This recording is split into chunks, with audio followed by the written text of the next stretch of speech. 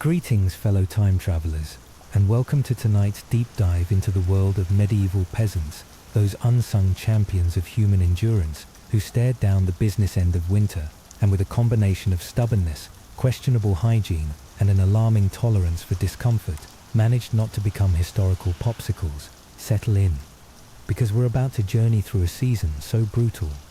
Even your worst childhood snow day stories sound like luxury spa retreats. But before we wrap ourselves in the woolen embrace of history, I'd like to ask you to like this video and subscribe if you find my midnight ramblings at all illuminating. Drop a comment below telling me where in the world you're tuning in from, and for that extra cosmic connection, what time it is in your corner of the timeline right now. There's something oddly comforting about knowing there are fellow insomniacs and history nerds scattered from Sydney to Sao Paulo, all seeking solace in stories of other people's suffering. Alright, dim your lights. Maybe cue up a soft ambient hum. Imagine the wind rattling a window that never quite shuts. We're about to slip into the world of the medieval peasantry, where the word comfort was about as real as a unicorn in a tax record. Now, when someone says medieval, your brain probably conjures up visions of knightly tournaments, boisterous feasts, and wandering minstrels with suspiciously straight teeth. But let's recalibrate. For the average peasant, winter wasn't a time for feasting and merriment. It was a test, a recurring boss battle that made Dark Souls look like a warm-up tutorial. Every winter, the only real question was, how do we avoid becoming casualties of the cold this time around? Imagine yourself, not as a lord or a lady, but as a medieval tenant, huddled in a hut, so modest you could reach out and pat all four walls without getting out of your straw bed. These homes, crafted from a mixture of sticks, mud, and whatever happened to be squishy, and within arm's reach, boasted insulation so thin you could probably hear a mouse sneeze 3 fields away. If you were lucky, your window was a hole plugged by an animal skin. Drafty doesn't even begin to cover it. And thermostats, only if you count how many layers of goat-smelling cloth can I wear before losing feeling in my extremities. Let's talk temperature. Inside your home, it was generally a couple degrees above whatever the outside world was doing, just enough to keep you from freezing solid, but never enough to trick anyone into thinking it was pleasant. If you were on the far side of the room from the hearth, congratulations, your medieval Airbnb just turned into a rustic walk-in freezer. The person nearest the fire got toasted toes. Everyone else got a sneak preview of the afterlife. When it came to clothes, the medieval peasant wardrobe was less fashion week and more survival hoarder chic. No fur-trimmed coats or fluffy quilts here, just a couple of scratchy wool tunics, possibly dyed, but more likely just stained, and a heavy cloak that always somehow smelled faintly like a goat who'd lost a bet. Layering was the primary strategy. Pile on enough fabric, and maybe, just maybe, you'd become a human onion. Spoiler alert, you were still cold, just slightly puffier. Beds, too, were a study in disappointment. Forget memory foam, or even a halfway decent mattress. Most slept on sacks stuffed with hay or straw, perhaps with a few rushes thrown in for texture. And as a bonus, a thriving colony of fleas to keep you company in the darkest hours, if you ever catch yourself grumbling about thread count. Remember, for medieval peasants, the luxury in bedding was not waking up with a hedgehog. Winter wasn't just about discomfort. It was a genuine threat. Frostbite and hypothermia lurked in the corners, waiting for anyone who let down their defenses. The very old and the very young were especially vulnerable. Every morning you woke up with all your toes was, in peasant terms, cause for a muted celebration. Perhaps a slightly less frozen turnip at breakfast, if you were feeling extravagant. Surviving winter, then, wasn't about chasing comfort. It was a gritty exercise in making do.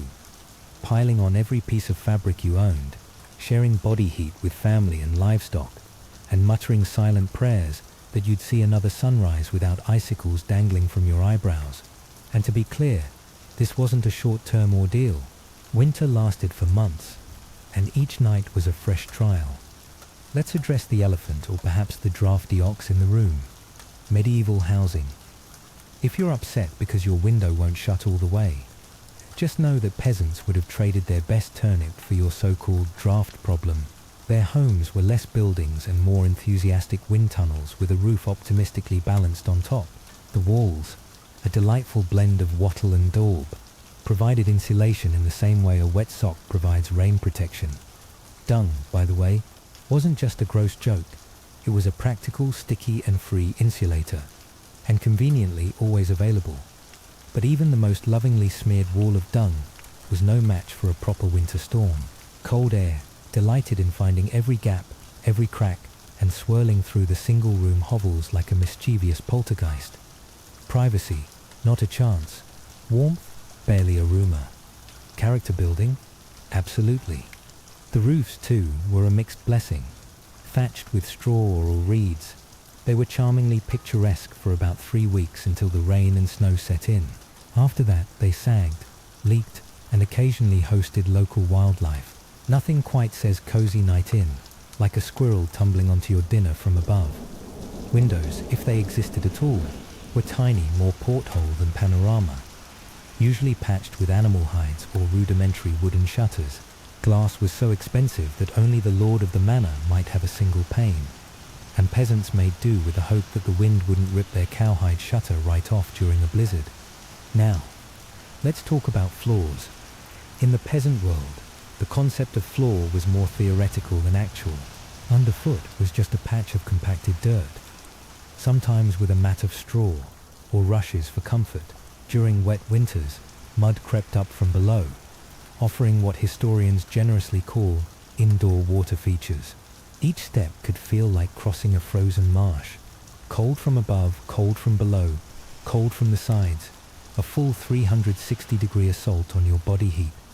Still, medieval peasants didn't earn their reputation for resilience by whining. They found ways to fight back. Gaps in the walls were stuffed with moss, rags, or anything else at hand. Old cloaks were crammed into wind tunnels, masquerading as doorways. Sometimes a layer of sheep grease was smeared into the walls, a sort of medieval weatherproofing, with the bonus of adding a faintly muttony aroma to your living space. As for the ground, it's hard to overstate the unique misery of sleeping one insulted back away from the frozen dirt. The cold rose up from the earth like a ghostly tide, seeping through straw, through hay, through every layer you could muster, and straight into your bones. Drop anything on the floor overnight, and congratulations, it was now a permanent part of the medieval permafrost. To combat this, peasants layered thick mats of straw, if they could spare any after feeding the animals. If not, it was every man for himself in the nightly crunchathon. Straw flattened quickly and turned to mold even faster, bringing a delightful fragrance and the added bonus of fostering all manner of mystery creatures. This was medieval carpet padding, alive, slightly damp, and with the faint whiff of a bog. Rushes were another favourite. Every so often, fresh rushes would be thrown atop the old, creating a fascinating archaeological record of decomposing plants, insect life, and whatever else decided to settle in. The result was less luxury carpet and more living mulch pile. Beds, if you had one, were rarely an improvement, usually just a wooden frame stuffed with more straw. They offered all the support of a sack of wet grass and none of the warmth. Tossing and turning was less about seeking comfort and more about a desperate attempt to keep blood circulating. One side of your body always seemed to be freezing at any given moment. Ultimately, medieval peasants didn't so much conquer the cold ground as learn to coexist with it, awkwardly and with a lot of shivering. A good night's sleep was defined by waking up with all your extremities still attached. If you managed that, you were basically winning at life. But if there was a single hero in the medieval home, no, it wasn't the dung wall or the rush-stuffed floor. It was the hearth. The humble fire pit wasn't just another feature. It was the difference between survival and a one-way ticket to the afterlife. At the heart of nearly every peasant dwelling burned a small, stubborn fire. Don't imagine a grand fireplace or decorative stonework. This was a practical pit, or a circle of rocks with a few half-burned logs and a thick cloud of smoke doing its best to find the nearest exit. Most homes didn't even have chimneys. Smoke drifted wherever it pleased, out a hole in the roof, through the walls, or directly into your lungs, if that was the fire's mood that night. Not ideal for your respiratory health. but excellent for keeping fleas and assorted vermin at bay. Who needs pest control when you're being slow cooked in your own home? 24/7. The hearth was more than just warmth. It was the kitchen, the nightlight, the entertainment system, and occasionally the last line of defense against existential despair. Families gathered around it, swapping stories, gossiping about the neighbor's suspiciously large turnip, or simply staring into the flames, because let's face it, there were zero other options for fun after sunset. Keeping the fire alive wasn't just a household chore. It was a sacred duty. Letting the fire go out overnight was basically rolling out the red carpet for the cold to come in and finish what it started. Restarting a fire wasn't as simple as striking a match. You'd need flint, steel, patience, and the kind of prayers usually reserved for plagues and crop failures. Everyone in the family played a part in this nightly ritual. Someone would stoke the embers, someone else would add fuel, peat, twigs, or on rare celebratory nights, a piece of actual dry wood. It was a constant chess match, you versus the cold, and the cold was a ruthless grandmaster. The hearth didn't guarantee comfort, but without it, survival was little more than a cold, smoky fantasy. It was the heart of hope in a world that seemed determined to freeze that hope solid. And so we reach the end of our first chapter, with a resilient medieval peasant, huddled by a flickering fire, surrounded by mud, straw, and the lingering scent of wet goat. But don't think for a second that the ordeal is over, because if you thought surviving the night was hard, wait until you hear about the next level: fire banking, communal sleeping, and yes, inviting your livestock in for a snuggle. Because in the medieval winter, desperate times called for desperate, and sometimes truly aromatic measures. If there was one thing medieval peasants feared more than running out of ale, it was letting the fire go out overnight. Winter in medieval Europe. Forget snowball fights and cocoa. This was the season of survival, where the only thing colder than your toes was the look your neighbor gave you when you suggested borrowing a bit of firewood. Here in the year 2525, we'd solve this with a cozy holographic blanket and a touch of climate control. But back then, peasants had to rely on a little something called fire banking. And no, it didn't involve stashing embers in a 0.01% interest account. Picture this: a thatched cottage, the night wind howling around the walls like an unpaid bar tab, and a flickering fire in the hearth. That fire was life itself, the medieval equivalent of central heating. Letting it go out overnight, that was playing chicken with hypothermia. Now, since matches and lighters were roughly as real to them as Wi-Fi, relighting a fire was a full production. You'd fumble around in the darkness, half asleep, desperately cold, groping for flint and steel, coaxing out a single stubborn spark. Then you'd hover protectively over it, muttering prayers and curses, willing it to catch on the last precious scrap of kindling you'd saved from the woodpile. It's the medieval version of your phone dying at 2% and having to find a charger in a blackout. Except, frostbite is on the line. Enter fire banking, the ancient survival hack. Before bed, you'd gently bury the glowing embers beneath a snug mound of ash. The ash insulated the coals, hiding them from the greedy chill of night air, just enough to keep them alive until morning. If you did it right, you'd stroll over at sunrise, scrape away the ash, and with a little coaxing, bring the fire roaring back. If you did it wrong, well, cue the medieval popsicle experience. Everyone had their own fire banking gospel. Was it dry ash or damp ash? Pack it tight or let it breathe? The debates raged hotter than the fire itself. Suggest a new method at the village gathering, and you'd spark a feud worthy of a barbecue championship, except the prize was not freezing to death. As a future history teacher, I assure you, there's nothing quite like a medieval argument over embers for sheer drama. Of course, sometimes even the best laid ash piles went awry. Maybe a gust of wind found a crack in the wall, or perhaps a sheep with all the grace of a sleepwalking toddler stumbled too close and smothered the hearth. Yes, livestock hearth invasions were a real occupational hazard. Some families took turns waking up to check on the fire, their version of shuffling to the thermostat at 3 a.m. Except instead of adjusting the heat, you're poking a pile of ash with a stick, and hoping you don't wake up the pig. When firebanking worked, you greeted the day victorious. One glowing ember meant another chance to defy the chill and keep your extremities attached. But warmth didn't just come from fire, it came from each other.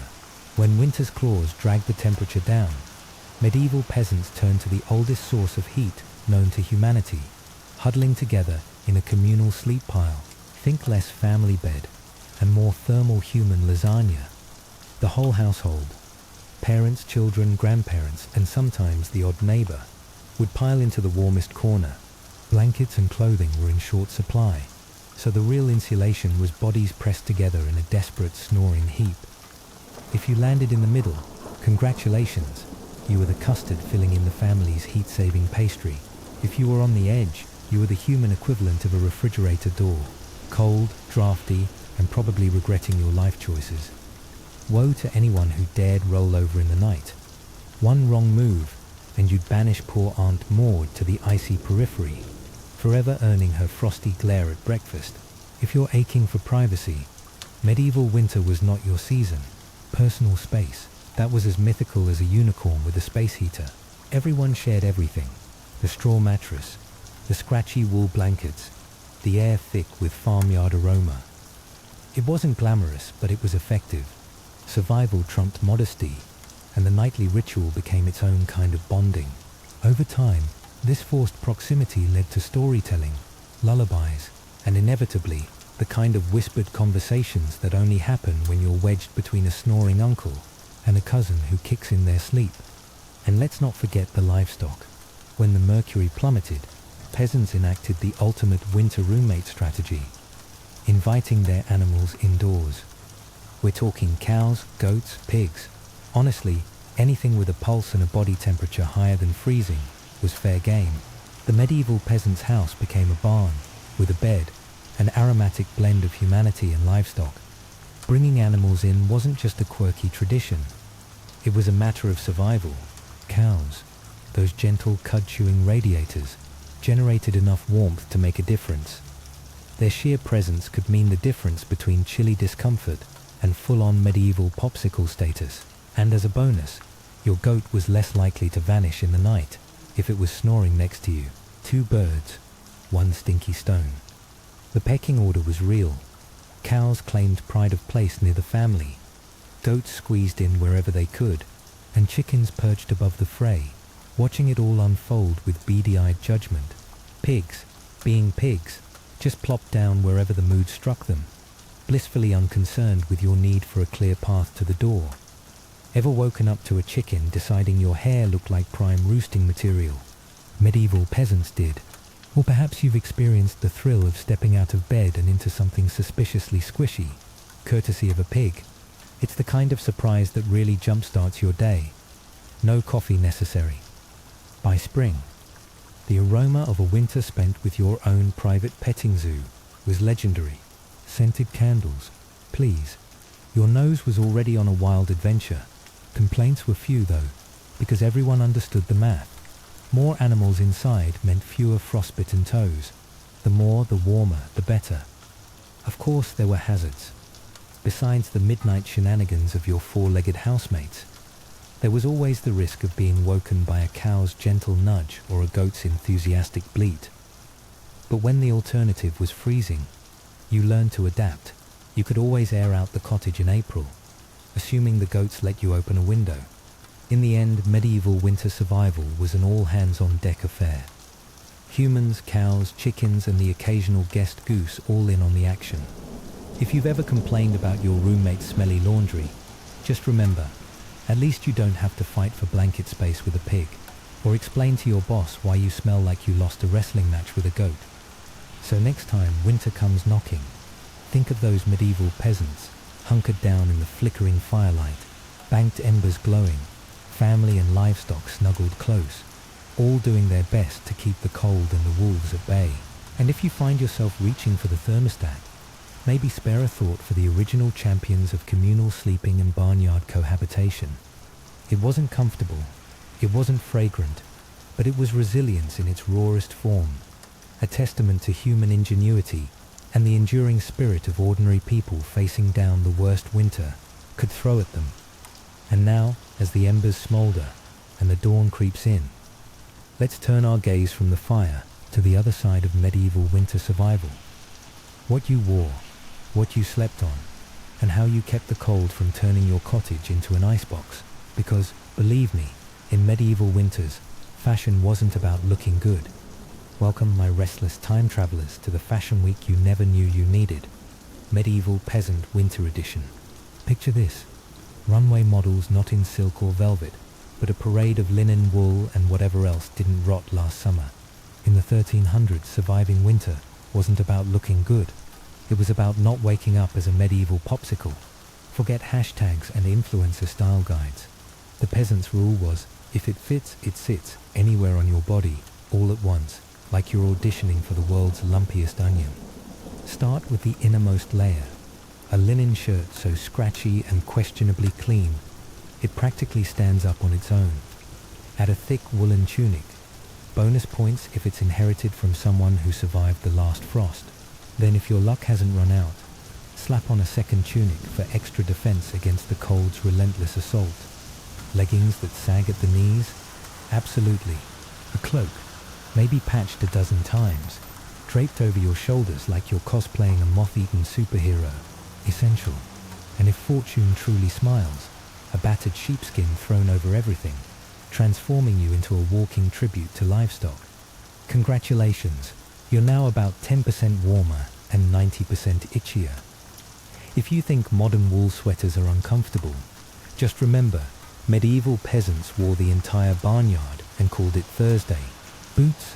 Dream on. Those were reserved for the peasant elite, or as history remembers them, people with slightly less frostbite. Everyone else wrapped their feet in strips of cloth, old rags or whatever was lying around, then jammed them into wooden clogs. If your toes still tingled with the icy embrace of winter, you simply added more rags and hoped you didn't wake up with fewer digits than you went to bed with. Now, let's talk laundry. Or more accurately, its strategic absence. Washing clothes in winter wasn't just impractical, it was a minor act of self-sabotage. Imagine trudging to a frozen stream, hacking through the ice, and attempting to wash your only tunic. Best case scenario, it takes 2 days to dry by the smoky fire. Worst case, you're left with a linen sculpture and nothing to wear. Most peasants wisely decided that smelling like a mix of wood smoke, sweat, and sheep was a small price to pay for not freezing solid. Here's the plot twist. Dirt and grime? Not just byproducts of hardship, but medieval insulation tech. That layer of filth served as a kind of proto-Gore-Tex, trapping precious body heat beneath a crusty, greasy barrier. It wasn't exactly stylish by modern standards, unless you consider smelling like a goat who lost a bet, a new fragrance trend. But it worked.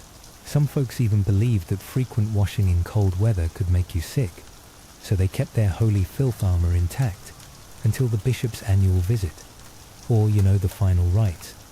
Hats, scarves and gloves weren't mere accessories, they were survival trophies. A simple woolen cap could mean the difference between waking up with your hair frozen to the wall or seeing another sunrise. Gloves, often cobbled together from scraps of leather or fabric, looked less like designer wear and more like the sad remnants of a puppet show gone very wrong. Children, meanwhile, were swaddled until they resembled overstuffed root vegetables, waddling around the cottage in layers upon layers, barely able to bend at the waist. The aim was simple: trap every molecule of warmth before the cold did its worst. Elegance? Decorum? Never heard of them. Warmth was the currency, and every lump, patch and stain was a badge of honor. So, the next time you layer up for a chilly day and complain about looking like an overstuffed laundry hamper, just remember, medieval peasants did it first and counted themselves lucky. In the medieval world, dirt wasn't just an inconvenience, it was practically a survival tool, a strategic weapon in the endless war against hypothermia. Clean, freshly laundered linen, great for summer. In winter, it was as useful as a screen door on a submarine. Over weeks of wear, layers of grime, body oil, and mud accumulated on cloaks and tunics, sealing the tiny holes in the weave and turning each garment into a wind-resistant, pungent fortress.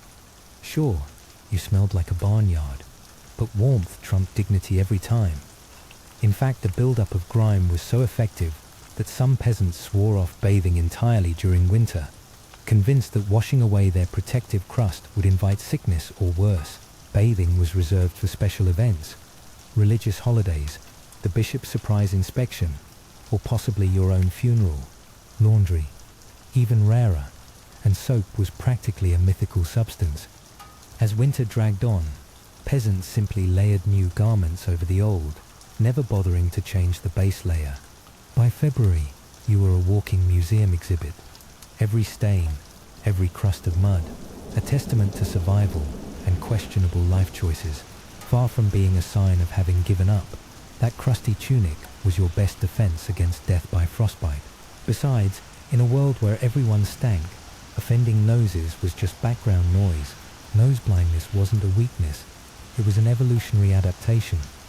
So yes, in medieval winters, filth wasn't a failure. It was fashion. It was function.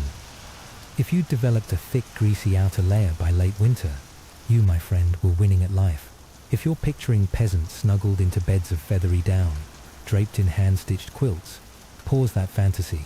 Reality was a little less five-star hotel, a little more DIY barnyard chic. Beds, if you could call them that, were usually rough wooden frames bearing sacks stuffed with straw, hay, or whatever plant matter hadn't decomposed yet. No memory foam, no pillow top luxury, just a crunchy, lumpy mattress that crackled every time you dared to move. Many peasants skipped the frame altogether, opting for a pile of straw right on the dirt floor. Today, some influencer would probably rebrand this as earth-connected slumber and sell you a subscription box of artisanal hay. But for medieval families, it was about one thing: insulation. The straw mattress was temporary by design. Over time, it flattened, grew moldy, and became a haven for bugs of every persuasion. Changing out the straw was a major event, performed only when the mattress started squirming more than you did. Rushes were another bedding option. These long grasses, sometimes mixed with herbs like rosemary or lavender, were spread thickly across the floor. For a fleeting moment, the house smelled almost pleasant. After a day or two, the rushes blended into the muddy landscape of daily life, trampled, tossed, and covered in whatever the family and livestock brought home. And as for bedfellows, let's just say you never slept alone. Fleas, lice, and other biting guests were constant companions, more committed than any modern pet. If you woke up scratching more than you slept, congratulations, you were living the authentic medieval dream. Despite the discomfort, these humble piles of straw and rushes were a literal lifesaver. They formed a crucial insulating barrier, keeping the frozen earth from sapping all your warmth. And when you huddled together with family, think of it as human lasagna, layered for maximum heat retention. You created pockets of shared body heat, medieval central heating, minus the thermostat. So, next time you collapse into your memory foam mattress and complain about the room being a little chilly, picture a medieval peasant grinning through a mouthful of missing teeth, muttering, "Must be nice." Now, living in a house made of sticks, mud, and optimism meant that winter breezes weren't just a minor annoyance, they were an existential threat. The cold, in medieval England, was less a season and more a cunning adversary, always probing for weaknesses. Peasants didn't just battle winter outside, they fought it inside too, turning home insulation into an annual performance art. Their houses, wattle and daub walls, thatched roofs and earthen floors, were about as airtight as a modern garden shed, with delusions of grandeur. Walls warped, mud crumbled, and the thatch roof sagged under the weight of snow, creating new entry points for the cold every week. Every winter, patching up the house became a family project. Peasants stuffed cracks with moss, straw, old cloth, animal hair, or any soft squishy material they could scavenge. If it could be jammed into a gap, it was fair game. Some went the extra mile, slathering extra layers of mud and dung onto the outside walls, a process best described as medieval stucco with bonus aroma. Roof leaks. Oh, the never-ending battle. Thatch was cheap and plentiful, but about as waterproof as a sponge after a few seasons. Holes were plugged with scraps of cloth, bundles of reeds, or in moments of desperation, sod stolen from the nearest pasture. The result, every cottage ended up looking like a patchwork quilt, assembled by someone who'd lost interest halfway through. Doors and windows, if you were lucky enough to have them, were little more than planks hung by iron nails and stubborn willpower. Window openings were often covered with animal hides or thick cloth soaked in animal fat, dual purpose for blocking drafts and infusing your living room with the subtle perfume of mystery meat. Each night was a battle of wits and endurance. The peasants would tuck themselves in, confident they'd finally outsmarted the cold, only to have a rogue gust sneak through an overlooked crack, slapping them awake like a frosty poltergeist.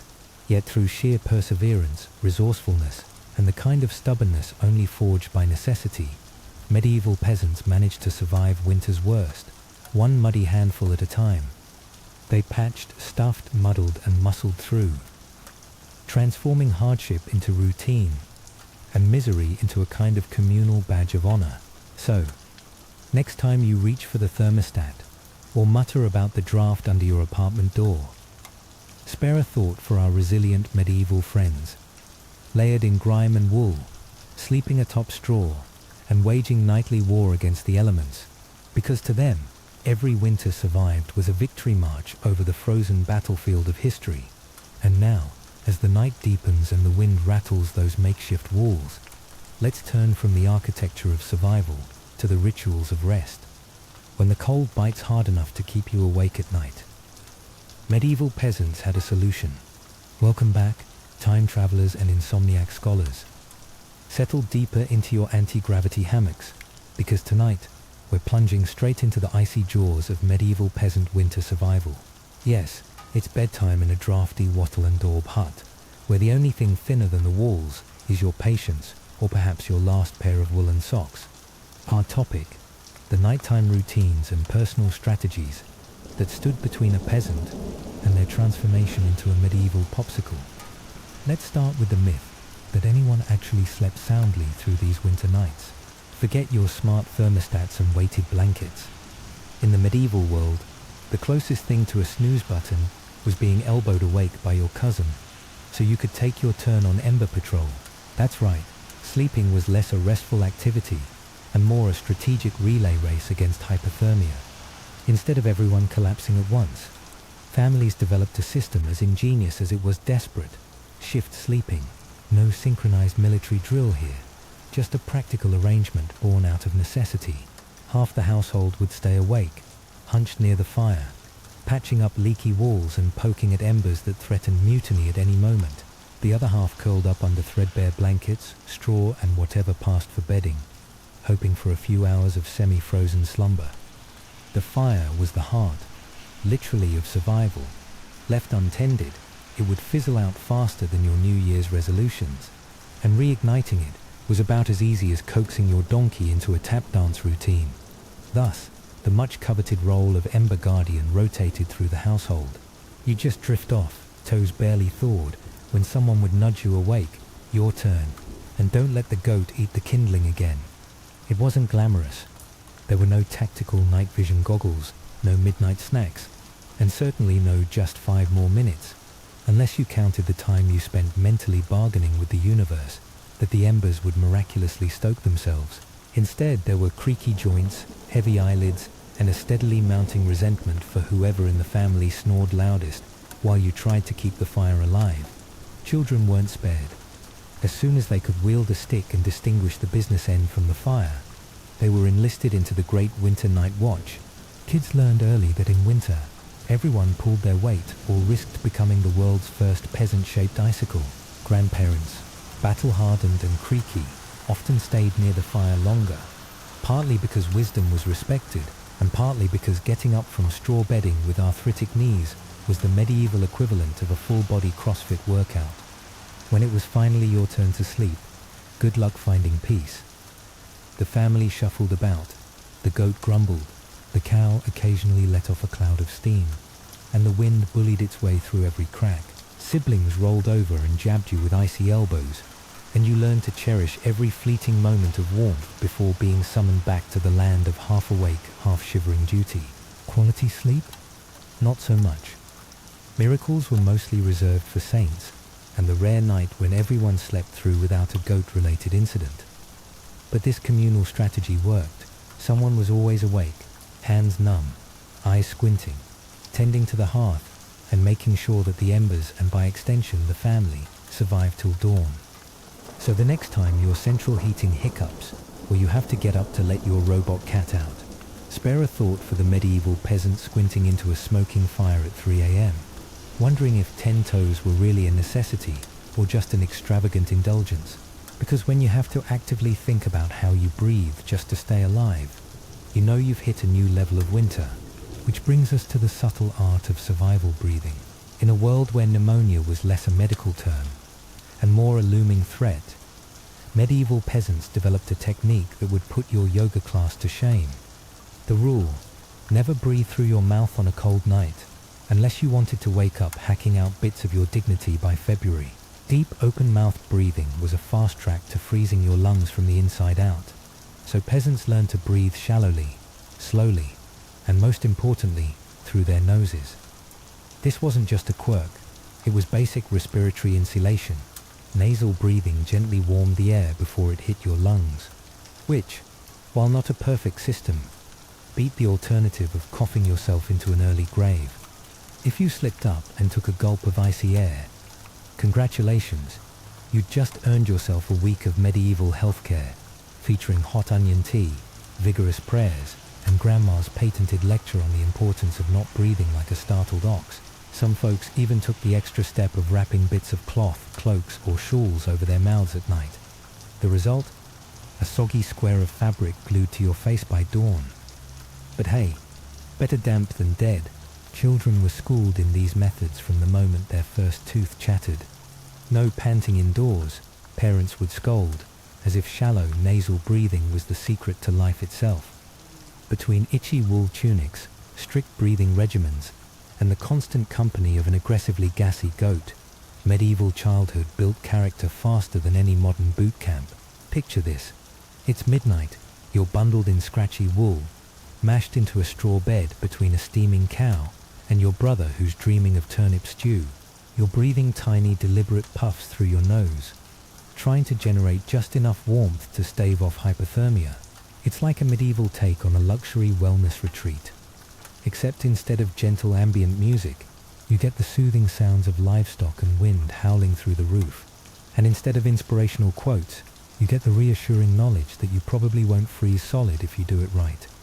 One shallow breath at a time, peasants clawed their way through the night, adding survival breathing to their ever-growing list of medieval life hacks. But if you really wanted to boost your odds, you needed to take advantage of the ultimate peasant power-up, a full stomach, before electric blankets, before hot water bottles. There was the time-honored tradition of eating yourself warm. Here's the science, medieval edition. Calories equal heat. The more your body digested, the more metabolic warmth you generated. This was the secret weapon of winter survival, and it started at the dinner table. So what did a peasant pile onto their plate before braving the night?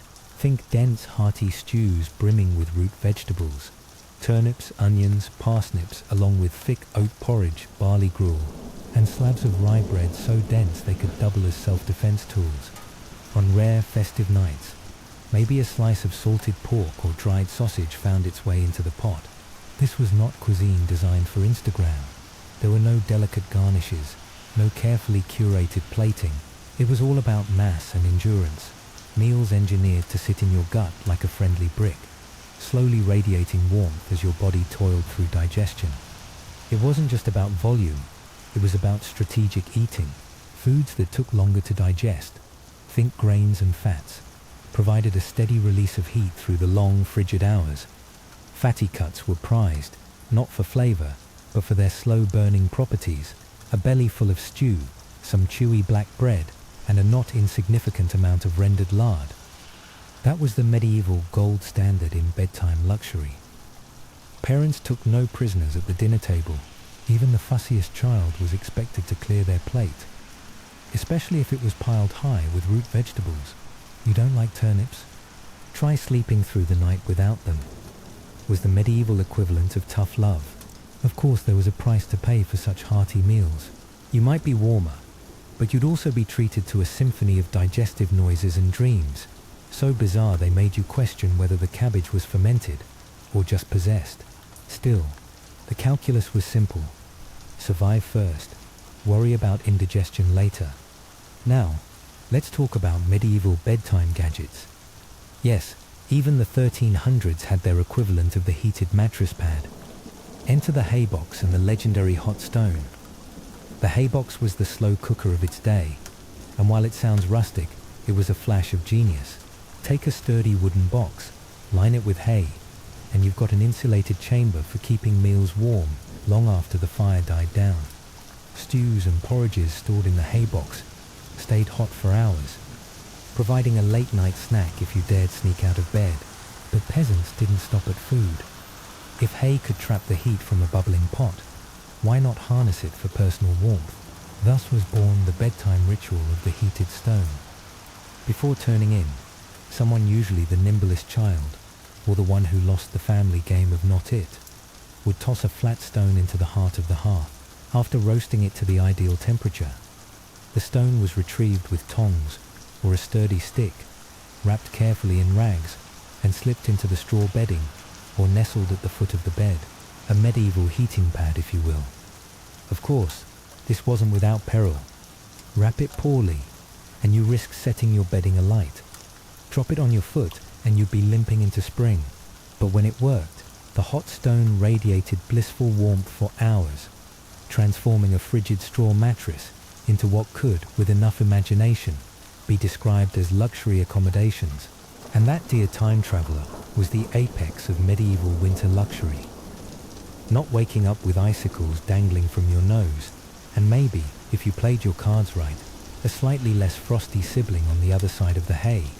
So next time you find yourself complaining about adjusting the thermostat, or the injustice of sharing a bed with your family's least considerate snorer, remember the peasant who braved the night with little more than a bowl of stew, a hot rock, and the iron-clad determination to see another frosty sunrise. Yet, as impressive as these personal survival strategies were, no peasant was ever truly alone in their nightly battle with winter. In fact, the real magic happened not just in the straw beds and around the fire, but in the very center of the home, where warmth, stories, and survival came together. In a medieval peasant's home, the hearth wasn't just where you cooked dinner. Picture, if you will, a medieval peasant's home at the dead center of winter, not the kind of home you'd see on a travel influencer's feed. No stone fireplaces curated for aesthetic, no ambient playlist humming in the background, and certainly no smart thermostat adjusting itself to your preferred setting. No, in this universe, the hearth was more than a household appliance. It was the reigning, slightly unpredictable monarch of the room, a smoky, crackling beast that demanded constant attention, rewarded fealty with warmth, and occasionally punished the unwary with a surprise singe or two. It was, for all intents and purposes, the family's most important member. Sure, it never helped with chores, but it was the only thing standing between you and being transformed into a medieval popsicle by sunrise. This is the moment where modern sensibilities collide headlong with medieval strategy. Forget designer bedding. The only design that mattered was proximity to the fire. Sleeping arrangements weren't about comfort or privacy. They were about survival calculus. The most vulnerable, the infants, the frail, the elderly, were granted the coveted spots nearest to the blaze. After all, babies were the household's backup heat sources and future workforce, while elders were walking encyclopedias of family lore, and let's be honest, the best source for spicy gossip this side of the village green. Parents, older children, and the robust adults fanned out further from the hearth, forming concentric rings of human insulation. It was survival by snuggle, with a side of mild claustrophobia. But don't mistake this for some cozy fireside slumber party. Too close, and you woke up to the tang of burnt hair and the realization that your cloak had acquired a new set of holes. Too far, and you might as well have been camping in a walk-in freezer. The heat didn't exactly distribute itself with any sense of justice. The hearth roasted those within its tight radius like rotisserie chickens, while everyone else shivered on the periphery, squabbling for their share of warmth as if auditioning for the world's least glamorous game show. Who wants to be lukewarm? If you were lucky or had sharp elbows, you might score a spot facing the fire and enjoy the rare luxury of having one side of your body thawed while the other side threatened to snap off like a frozen breadstick. Now, here's where the medieval sitcom really ramps up.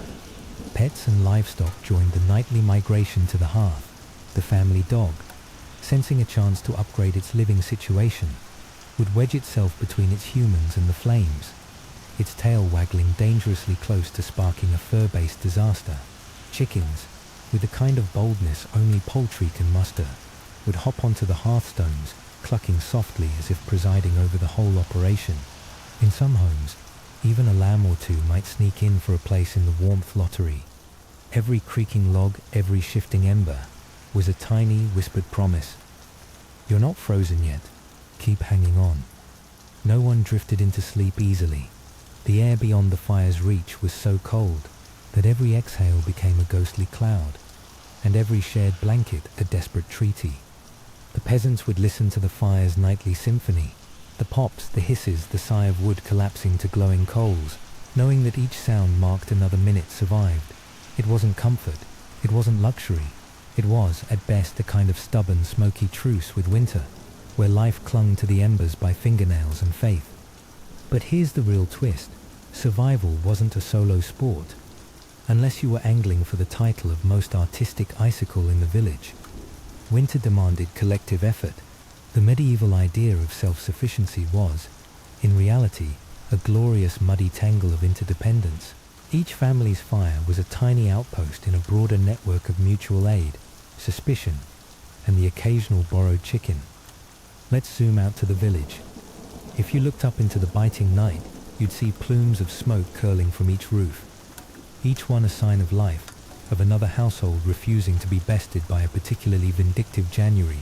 If one morning the smoke from old Tom's house was missing, it wasn't just a curiosity, it was a call to action. Someone, maybe a semi-retired shepherd with more time than teeth, would shuffle over to check in. True, Tom might owe you a chicken or three, but in the calculus of winter, a living neighbor was worth more than a settled grudge. Villages had their own unofficial winter watchers, a rotating cast of young children, too spry to sit still, and elders too wise to waste a good vantage point. They watched for more than just larcenous goats. They noted who was coughing too hard, who hadn't appeared at the market, whose house looked suspiciously quiet beneath the frost. These were the neighborhood patrols of their day. No fluorescent vests, just layers of wool, and occasionally a sheep or two drafted into the security detail. If a hearth went dark, it was as serious as running out of Wi-Fi during a blizzard in the 25th century. When disaster struck, the response was immediate. A neighbor might dash over, clutching a glowing coal wrapped in rags, the medieval equivalent of an emergency battery pack. Or, if things were truly dire, they'd simply invite your entire household to squeeze into their already brimming hut. Yes, this meant turning human lasagna from a colorful phrase into a lived reality. But it was better than finding a friend frozen solid at the first thaw. The rule was simple: better overcrowded than out cold. Food was no less communal. During the worst winters, when the salted meat was running low and the grain bins echoed with hunger, villages pooled their meager stores. The resulting stews of last-ditch charity weren't winning any culinary awards, but every stringy carrot and shriveled turnip was a lifeline. Even the smallest children played their part, ferrying firewood, delivering embers, or running messages with the solemn urgency of pint-sized couriers. In winter, no one was too small, too weak, or too cranky to help. All this said, medieval villages weren't utopias of perpetual goodwill. Disputes simmered, arguments over goats, land, or who pilfered whose best cooking pot could last for generations. But when the wind howled and the night pressed in, old quarrels tended to get quietly shelved, not out of sudden affection, but out of hard-nosed practicality. Today's irritating neighbor might be tomorrow's only hope for rescue. In the ice-bound heart of winter, the village became a single, quarrelsome, but fiercely loyal family. One muddy boot, one crackling ember, one chattering grin at a time. Every shared hardship, every whispered joke over a sputtering flame, was another thread woven into the fabric of survival. Of course, there was more to winter than fire and fellowship. Faith, too, was a play less a gentle comfort, and more a frantic negotiation with the divine, when the wind screeched around the house like a banshee auditioning for a horror flick, and the fire shrank to its last sullen ember. Every peasant became a fervent supplicant. Praying wasn't reserved for Sundays. It was built into the rhythm of survival. Before crawling under straw and itchy wool, families would kneel and offer hurried prayers, for warmth, for the roof to hold, for their toes to remain attached by dawn. Saints in this season weren't distant icons, they were winter's first responders. Stark blaze was a favourite for warding off throat ailments, a major concern when one wrong inhalation of icy air could leave you hacking up half your hope. Start Nicholas, long before his North Pole rebranding, was invoked to guard households from ruin and sudden disaster. Even the local priest's supply of holy water was pressed into service.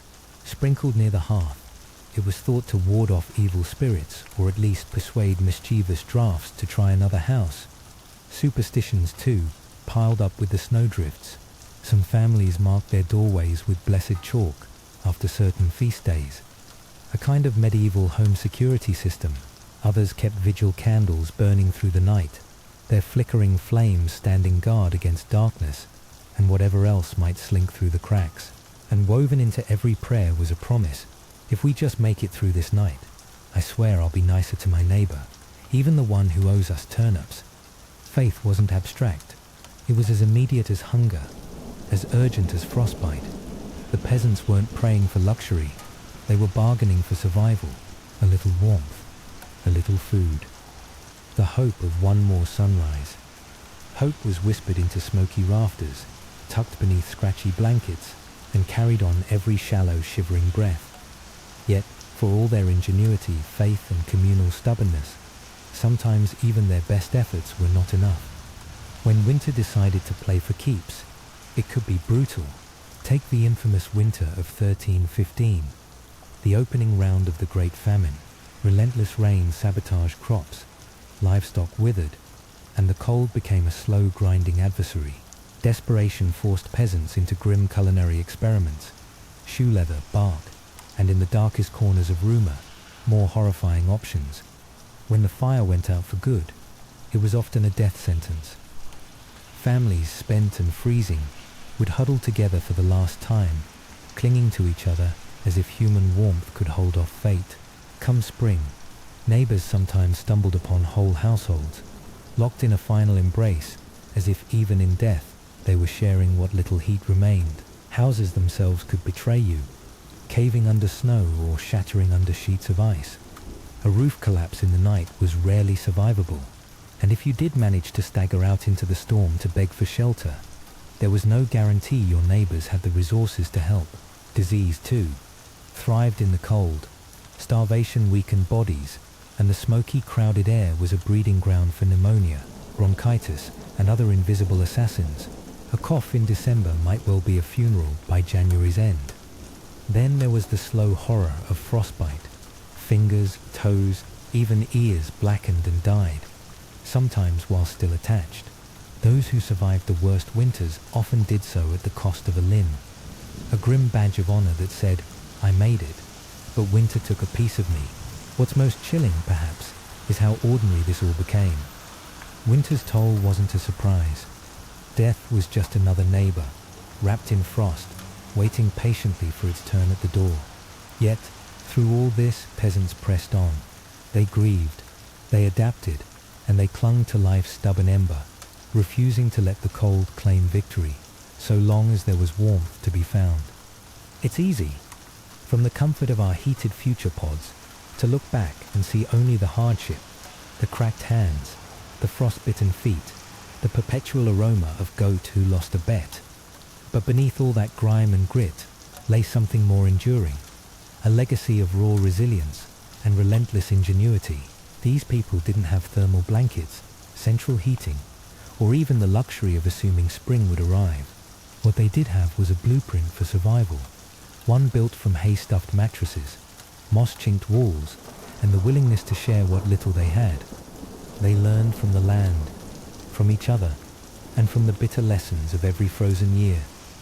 Villages were more than a cluster of thatched roofs. They were networks of mutual dependence. Helping a neighbor today meant someone might save you tomorrow.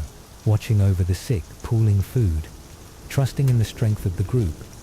These were the unwritten rules that kept the lights, well, the embers burning. Their faith, too, was a kind of endurance. Prayers were woven through daily life, not out of empty ritual, but fragile, stubborn hope. A hope that after 100 dark nights, spring would return, that life would push through the frost and mud, and prove again and again that survival was possible. And against the odds, that hope was justified because of their sacrifices, their ingenuity, and their refusal to give in. Future generations thrived. Each winter survived was a tiny, uncelebrated victory for humanity. Every cozy night you now enjoy, every fluffy blanket, every mug of tea sipped while the wind howls outside, is the final chapter in a story written by these unsung survivors. Their blood, sweat, and stubbornness are stitched into every comfort we take for granted. So next time you shiver on your way from the car to the door, or complain about a chilly draft in your apartment, remember you're living in the warm afterglow of 1,000 medieval embers, kept alight by people who never stopped fighting for one more dawn. And with that, let's leave our smoky, stubborn peasants wrapped in their human lasagna and turn our time-traveling gaze to another unlikely survivor. A woman who didn't inherit a throne or command an army, but who would ignite a political firestorm all her own. Anne Boleyn didn't come into the world with a crown on her head or armies at her feet, but as we'll soon see, she was about to set England and history ablaze. Picture this.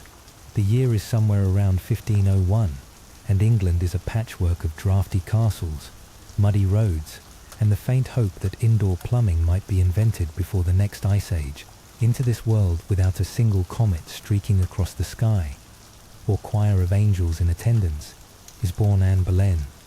Her birthplace, either Blickling Hall or Hever Castle, historians still bicker, is not quite a royal palace, but for the time it's definitely not a peasant's hut. Her father, Thomas Boleyn, is the sort of diplomat who shakes hands with everyone and always keeps a spare favour in his back pocket. Her mother, Elizabeth Howard, comes from a family so tangled in noble bloodlines that their family tree is more like a forest, and just as full of hidden dangers. In the grand social food chain of Tudor England, Anne's arrival barely causes a ripple. No one's naming a new holiday, yet, tucked away in these relatively modest beginnings, a force is quietly gathering. The kind of force that, centuries later, would still give future history teachers like myself beaming in from the year 2525.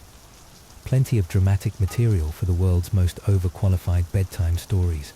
Anne isn't set apart by the size of her dowry or the number of castles her family can claim, but by the sharpness of her mind and a spark that seems suspiciously modern for the early 1500s. Even as a child, she's clever, quick-witted, and as more than a few chroniclers admit, downright magnetic. Her family, not ones to waste good potential, decide to invest in her future, like she's the Tudor version of a high-yield savings account. So, off she goes across the channel, dispatched to the continent for an education that would make most English girls look like they'd spent their formative years in a barn. First stop, the glittering court of Margaret of Austria, in the Netherlands. It's a crash course in diplomacy, manners, and the subtle art of surviving in a place where gossip travels faster than the plague. Anne learns how to bob, curtsy, and smile, just enough to make people wonder what she's really thinking. But it's France that truly turns her from an interesting English girl into something extraordinary. The French court is a masterclass in elegance, wit, and what we in the 25-25 curriculum call advanced flirtation and influence for beginners. Anne soaks it all in, while other girls are perfecting their needlework. Anne is learning how to command a room with a glance, how to parry a compliment with a sharper retort, and how to make even the highest-ranking noblemen wonder if they're quite clever enough to keep up. She serves Queen Claude and Queen Marguerite of Navarre. Two women who understand that power, in the right hands, can be as subtle as a perfume, or as sharp as a dagger. By the early 1520s, Anne returns to England, and she's no longer just Thomas Boleyn's daughter. She's a walking paradox, not a classical beauty, but arresting. Not the most demure, but impossible to ignore. A woman with all the polish of continental Europe and the ambition of a rising English house. Her dark eyes are described as sparking with intelligence. Her voice is quick and musical, and she moves as if she's always on the verge of revealing some grand purpose. Entering a room, Anne doesn't just join the atmosphere. She reconfigures the gravitational pull in a world where most women's destinies are stitched together from marriage contracts and obedient silence. Anne Boleyn refuses to drift quietly into obscurity. She's seen how power operates behind lace fans and painted smiles in Europe, and she's determined to play her own hand at home. The returning Anne isn't a passive participant in the family Game of Thrones. She's a player, and the pieces are already starting to move. History, that great and fickle beast, begins to stir around her. Her debut at the English court is, in the language of future nightlife, an absolute scene. While the court is full of pale, delicate English roses, Anne storms in like a summer thunderhead. Electric, unpredictable, and impossible to ignore. Her dark hair and bold eyes, paired with a sharp wit and an even sharper tongue, immediately set her apart from the docile, blank-faced ladies who fill King Henry V's court. Anne is appointed maid of honor to Queen Catherine of Aragon, a role with just enough prestige to give her access to the power grid, but not so much that anyone expects her to rewire the whole system. Yet even in Catherine's dignified shadow, Anne glows like a candle that refuses to be snuffed out. She dances with a grace that makes even the most lead-footed courtiers look twice. She speaks French so fluently that English sounds like her second language, and when she laughs, it's with a confidence that suggests she's read the script and knows how this all plays out. Eyes follow her, men of course, but women too, sometimes with admiration, sometimes with the sort of suspicion reserved for people who show up to medieval banquets in futuristic sneakers. Soon the court is buzzing with speculation about the striking new Boleyn girl. It isn't long before Anne attracts the most dangerous attention in England, the king's. Henry V is no stranger to flirtation. His court is basically a live-action soap opera, with more velvet and less plausible deniability. But Anne is different. She doesn't swoon at Henry's compliments or tumble into his arms like so many before her. Instead, she teases, she challenges, and most unthinkably, she refuses. For Henry, this is like someone inventing a new flavor of intrigue. The more Anne keeps him at arm's length, the more he's drawn in, like a moth chasing a particularly sarcastic flame. They exchange letters full of declarations of longing, frustration, and the kind of melodrama that would make even the most lovesick time traveler roll their eyes. Henry offers Anne the role of royal mistress, the unofficial but often very lucrative position for women who catch the king's eye. Anne, in a move that would make any negotiation coach from 2525 proud, says no. If Henry wants her, he'll have to make her his wife. The audacity of this demand sends shockwaves through the court. The king, after all, is married. His wife Catherine isn't just any queen. She's beloved by the people and fiercely protected by her nephew, the Holy Roman Emperor, who happens to have the kind of military resources most other monarchs can only dream about. And then there's the church, which at this point is basically the medieval version of a global regulatory agency. Divorce? Scandalous. Unthinkable. Practically heretical. But Anne doesn't flinch. She's seen European queens wield soft power from behind fans and veils, and she knows the stakes. This is a dangerous game, but she intends to win. Anne isn't just aiming for the king's heart.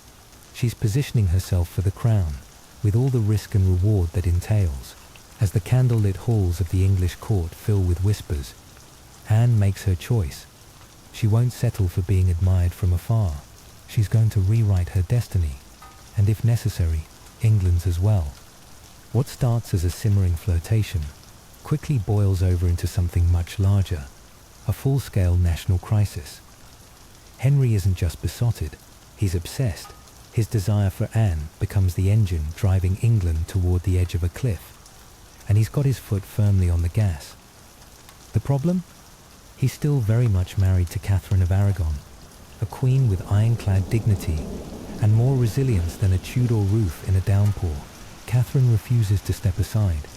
She's been Henry's wife for 20 years, and in the eyes of God, the court, and most of England, she's the only rightful queen. Divorce, in this context, isn't just a messy breakup, it's a constitutional crisis. Yet, Henry is nothing if not determined.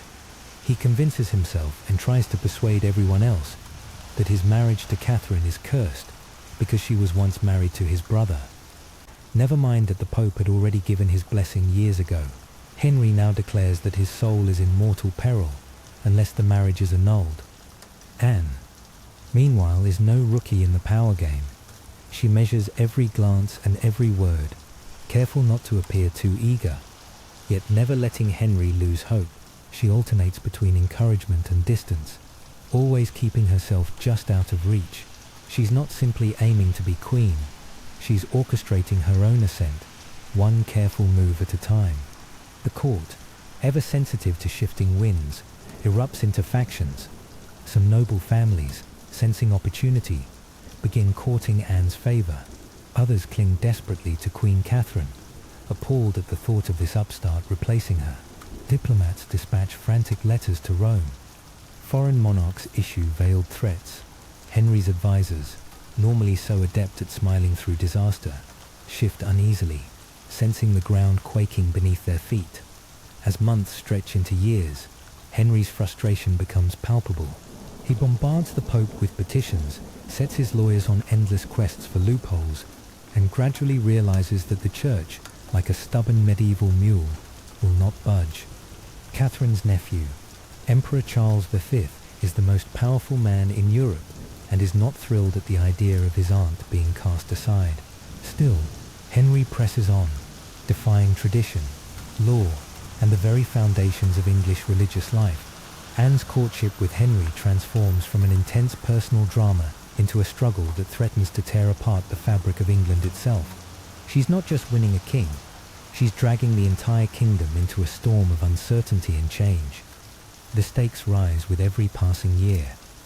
After nearly 7 years of manoeuvring, scandal, and enough diplomatic chaos to make even a 25-25 bureaucrat break a sweat, Anne's gamble pays off. In January 1533, she and Henry marry in secret, a bold move considering he's still technically married to Catherine in the eyes of the Pope and most of Europe. By June, Anne is crowned Queen of England at Westminster Abbey in a ceremony dripping with gold, incense, and barely concealed tension. This should be Anne's moment of pure triumph, but the atmosphere is anything but celebratory. The people of London watch the coronation with a mix of curiosity and suspicion. Some cheer, some murmur, prayers for Catherine, and many wonder if this new queen is England's salvation or its doom. Anne steps into her role as queen, not as a beloved figure, but as a living storm, dazzling, provocative, and deeply polarizing. Unlike Catherine, who embodies humility and piety, Anne is all sharp edges and bold colors. She wears her intelligence like battle armor and makes enemies with a speed that would impress even the most ambitious social climber. Her power is real, but so is the danger. Everything now hinges on her ability to provide Henry with a male heir.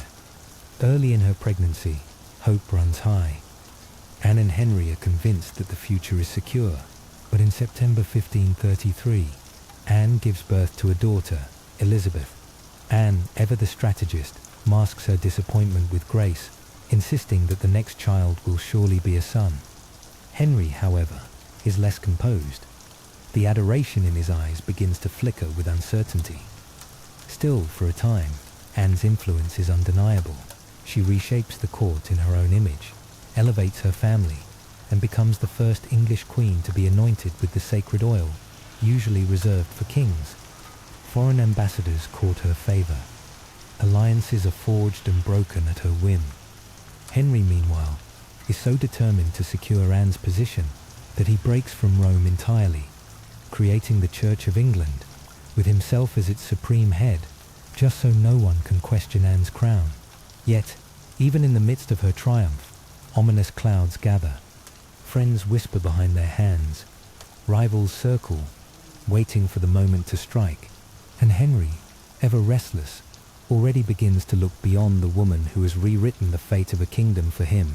Anne has won the throne, but keeping it will require more than charm, ambition, or even love. So as we leave Anne at the height of her power, crowned, celebrated, and yet surrounded by silent enemies, remember, in the great game of Tudor England, no victory is ever final, and that, my fellow time travellers, sets the stage for our next chapter, because Anne Boleyn had climbed higher than almost any woman of her time. But as every insomniac in the year 2525 knows, the higher you rise, the further there is to fall.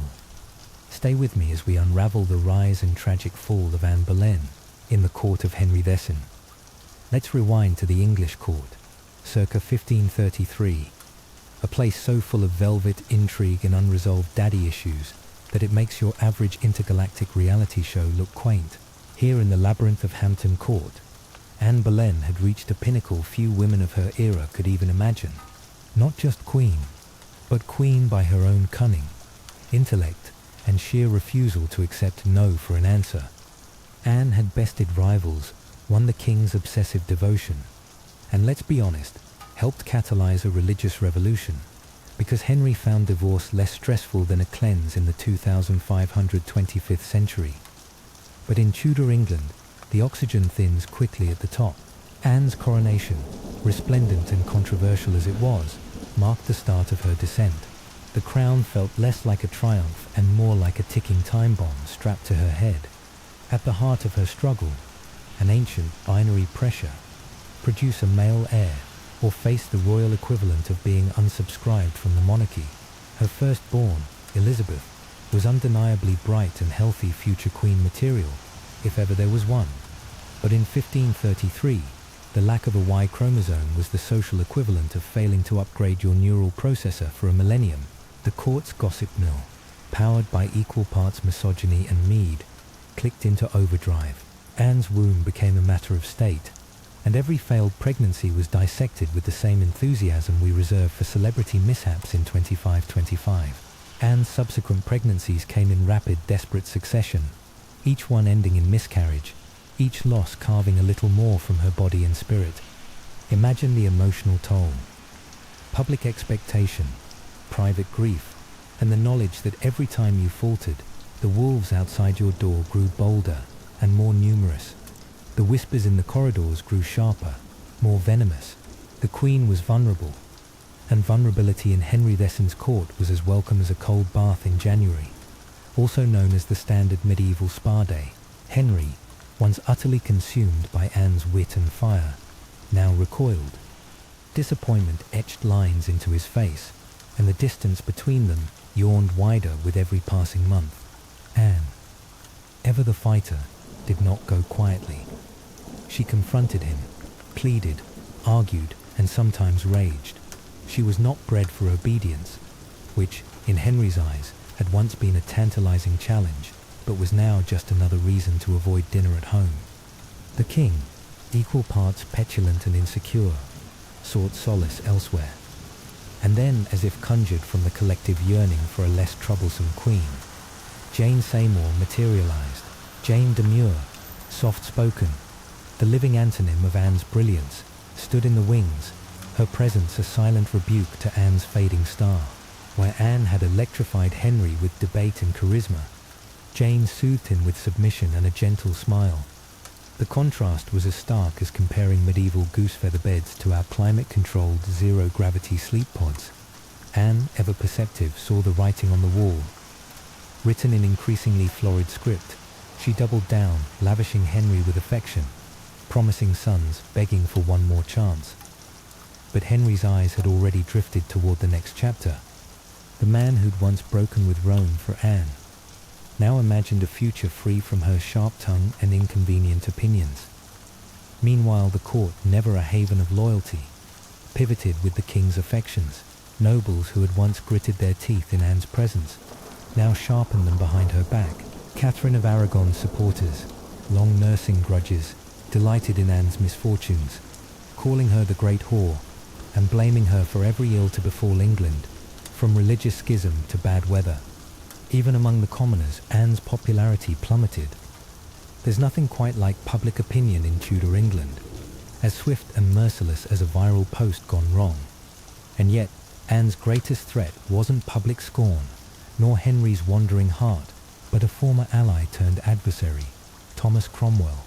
Cromwell, ambitious and unencumbered by sentiment, had once stood beside Anne in the mad dash to reform England. But their partnership had soured. Anne, seeking justice for the poor and curbing noble greed, now threatened Cromwell's vision of stability and his own fortunes. In a court where alliances changed as frequently as the drafty tapestries, Cromwell sensed opportunity in Anne's decline, like a chess master plotting 3 moves ahead. Cromwell began collecting whispers, gossip and grudges. With the king restless and eager for an exit that didn't involve another scandalous annulment, Cromwell proposed a solution: remove Anne, not by divorce, but by disgrace. The accusations he assembled were wild, lurid, and let's be honest, wouldn't pass the plausibility filter on a 25/25 true crime holo series. Adultery with multiple men, incest with her own brother George, conspiracy to kill the king. If you could imagine it, it was suddenly evidence. Cromwell's machinery of doom creaked into motion. Confessions were extracted under torture, flirtations at court twisted into proof, and loyal servants coerced into damning testimonies. George Boleyn, Anne's witty, loyal brother, was swept up in the dragnet, along with several hapless courtiers who had the misfortune of being within tragic proximity to Anne's orbit. The charges were a patchwork of contradictions, dates that didn't align, locations that defied the laws of physics, and relationships that would have scandalized even the most open-minded AI. But in Henry's England, the truth was whatever the king needed it to be. Anne, sensing the net tightening, fought with every ounce of her formidable intellect. She appealed to Henry's memory, their love, the sacrifices she'd made. But Henry, now emotionally AWOL, refused even to see her. The man who'd once risked England's soul for Anne would not risk a moment's discomfort for her now. On a grey morning in May 1536, Anne was arrested and brought to the Tower of London. The gates, tall, ancient, and about as welcoming as the airlock on a malfunctioning lunar base, slammed shut behind her. In an instant, Anne was transformed from monarch to captive. The Queen, who had once commanded England, was now a pawn, trapped in a game where the rules changed at the king's whim. Inside the tower's cold, echoing stone, Anne faced a tribunal of nobles, many of whom owed their rise to her own. Now they sat in judgment, their eyes cold, their faces carved from stone. The charges were read: adultery, incest, high treason, conspiracy. In any rational world, such accusations against a queen would have been laughed out of court. But this was not a rational world. This was a world where power was a shifting tide, and justice was a performance. Anne defended herself with the same fiery brilliance that had once captivated Henry. She denied every charge, her voice unwavering, her arguments precise. She reminded them she had been anointed with sacred oil, chosen by God, and crowned before thousands. She invoked her loyalty, her sacrifices, her love for Henry and for England. But her words fell on ears more interested in survival than truth. The verdict had been written before the trial began. Witness after witness paraded through the hall, their stories conflicting, their motives tangled. Some were bribed, others threatened, a few simply desperate to escape the tower themselves. The evidence was thinner than a medieval blanket in January. Dates contradicted each other, testimonies crumbled under scrutiny. But it hardly mattered. The machinery of Anne's destruction was already in motion. Anne was found guilty. Her brother George, along with the accused courtiers, were condemned as well. The sentence for Anne: death by beheading. A small mercy, as the alternative was the full medieval horror show of hanging, drawing, and quartering. When the sentence was read, Anne did not weep. She stood tall, her face pale, but her composure unbroken. A queen to the last. Before being led back to her cell, Anne spoke clearly, her words echoing in the hushed hall. She was prepared to die, she said, and prayed God would have mercy on her soul. The doors closed behind her, and the court exhaled, not in triumph, but in relief. The storm that was Anne Boleyn, brilliant and dangerous, was nearly spent, but in their eagerness to erase her, they immortalized her instead, as the tragic heroine betrayed by the very world she had dared to reshape. Back in her tower chambers, no longer the grand apartments of a queen, but the cold, shadowy cells of a condemned woman. Anne waited for the end. Even now, she refused to crumble. She spent her days in prayer, her hands clenched, her knees pressed against the unforgiving stone. She confessed to no crime, because she believed herself innocent. She was not afraid to die. She insisted, only hoping that her death would bring peace to England and mercy for her daughter, Elizabeth. Her ladies-in-waiting, those loyal few, wept in the shadows. Anne, ever the source of dark humour, tried to comfort them, joking bitterly that she'd be known as the queen who literally lost her head. Even in the tower, the spark that had made her unforgettable flickered defiantly in the gloom. Meanwhile, Henry wasted no time moving on. His affections had transferred to James Seymour, with the efficiency of a data packet, rerouted around a galactic firewall. Even before Anne's execution date was set, Henry was busy arranging his next wedding, as if spouses were merely apps to be swapped out when support expired.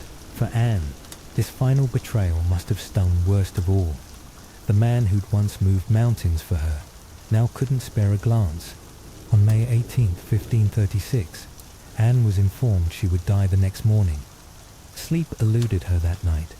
Instead, she prayed, asking forgiveness for all who'd wronged her, and perhaps for herself, for the ambition that had brought her to this moment.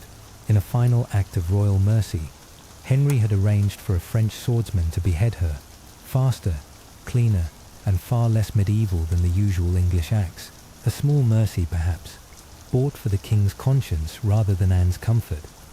At dawn, Anne dressed for her last act, a gown of dark grey damask trimmed with fur, a crimson kirtle beneath colours of sacrifice, dignity, and blood. She pinned up her hair and tucked it under a cap, preparing to face the blade with regal composure. As the cold mist curled around the tower's stones, Anne Boleyn, queen, mother, survivor, legend, stepped forward. No tears, no pleas, only courage in the face of history's final judgment. Her end was imminent, but the legend of Anne Boleyn was only just beginning. And so, insomniac travellers, as the first rays of a sombre morning crept across the Tower of London, Anne Boleyn stood poised upon the threshold of myth, betrayed by those she'd raised, condemned by the king she'd conquered, immortalized by the story she could not control. Her fall was complete, but her spirit would haunt the corridors of power for centuries to come. Next, we'll step into the cold dawn of May 19th, 1536, as Anne ascends the scaffold within the tower's ancient walls, her final moments echoing far beyond Tudor England and across the centuries as we trace the ripples of betrayal, heartbreak, and resilience all the way to another world-shaking event, the mounting tensions that would soon boil over in the Boston Tea Party. May 19, 1536. The sun barely dared to rise over the Tower of London, as if even the clouds didn't want to witness what was about to unfold. Picture the scene: stone walls slick with the chill of early morning, a scaffold looming inside the fortress like a misplaced stage set for the grimmest of performances. Anne Boleyn, once England's most dazzling queen, now stood at the heart of it all, facing her final audience, not a court of nobles, but a gathering of silent witnesses, guards, and a handful of nervous courtiers. If you've ever been called in for a surprise performance review at work, multiply that dread by 1,000, add a cold wind, and subtract all hope of a transfer. Welcome to Anne's final act. Anne wore a gown the colour of storm clouds, its fabric rippling in the wind, the hem brushing against battered planks. Her face, always so animated in courtly banter, was now pale and thin, but her eyes, sharp, unwavering, scanned the crowd. She looked less like a condemned woman, and more like someone about to deliver a lecture on why you shouldn't trust a Tudor king with marriage vows. No weeping, no pleading, just a fierce composure that would have made even the tower's ravens hold their breath. She spoke, her voice steady as a cathedral bell. No accusations, no dramatic denials. Instead, Anne offered prayers for Henry VIII. Yes, the very man who had orchestrated her downfall. It wasn't a confession. It was a masterclass in grace under pressure. The kind of final statement that would have gone viral if only someone had invented TikTok 4 centuries early. Even the seasoned guards exchanged glances, as if to ask, "Are we the baddies?" The French executioner, a celebrity import with a reputation for efficiency, stepped forward. He bowed, solemn and practiced. Anne knelt upright, hands folded in prayer, her back as straight as a chess queen, refusing to yield. A white cloth was tied gently over her eyes. For a moment, she was neither queen nor prisoner, just a woman facing the infinite. And then, with a swift, silent arc, the sword flashed. It was over. Anne Boleyn, queen, mother, lightning rod of scandal, became history in a heartbeat. Her burial was as unceremonious as her fall. No grand procession, no gilded tomb. Instead, Anne was laid in an unmarked grave within the tower's walls, her body squeezed into an arrow chest. The woman once crowned in gold, now vanished into earth and legend, out of sight, but never truly out of mind. But as any good teacher from the year 2525 will tell you, that's not where the story ends. Anne's legacy didn't wither in that cold grave. Her daughter, Elizabeth, whose birth had once inspired royal disappointment on a cosmic scale, would rise to become England's most celebrated monarch. Elizabeth I, the Virgin Queen, patron of Shakespeare, scourge of the Spanish Armada, and all-around overachiever, she inherited her mother's intellect, iron will, and a knack for surviving in a world where the patriarchy's favourite pastime was guess who's next for the tower. Anne's ambition had torn the kingdom away from Rome, birthing the Church of England, and a new era of religious upheaval. Her shocking demise proved that even queens could be cast aside like last season's fashion. Yet through Elizabeth Anne's spirit blazed across the centuries, her bloodline igniting an age of exploration, literature, and most importantly, glorious wigs. So in the end, Anne won a peculiar immortality, not through survival, but through the indelible print she left on history's pages. Even now her story lingers like a ghost in the tower's shadows, a reminder that resilience sometimes means daring to stand tall when everyone expects you to fall. Now, let's fast forward. No whiplash, please. From the echoing stones of Tudor England to a very different powder keg, the American colonies in the early 1770s. Imagine, if you will, 13 British colonies simmering like a badly coded AI, left to loop through complaints about taxes indefinitely.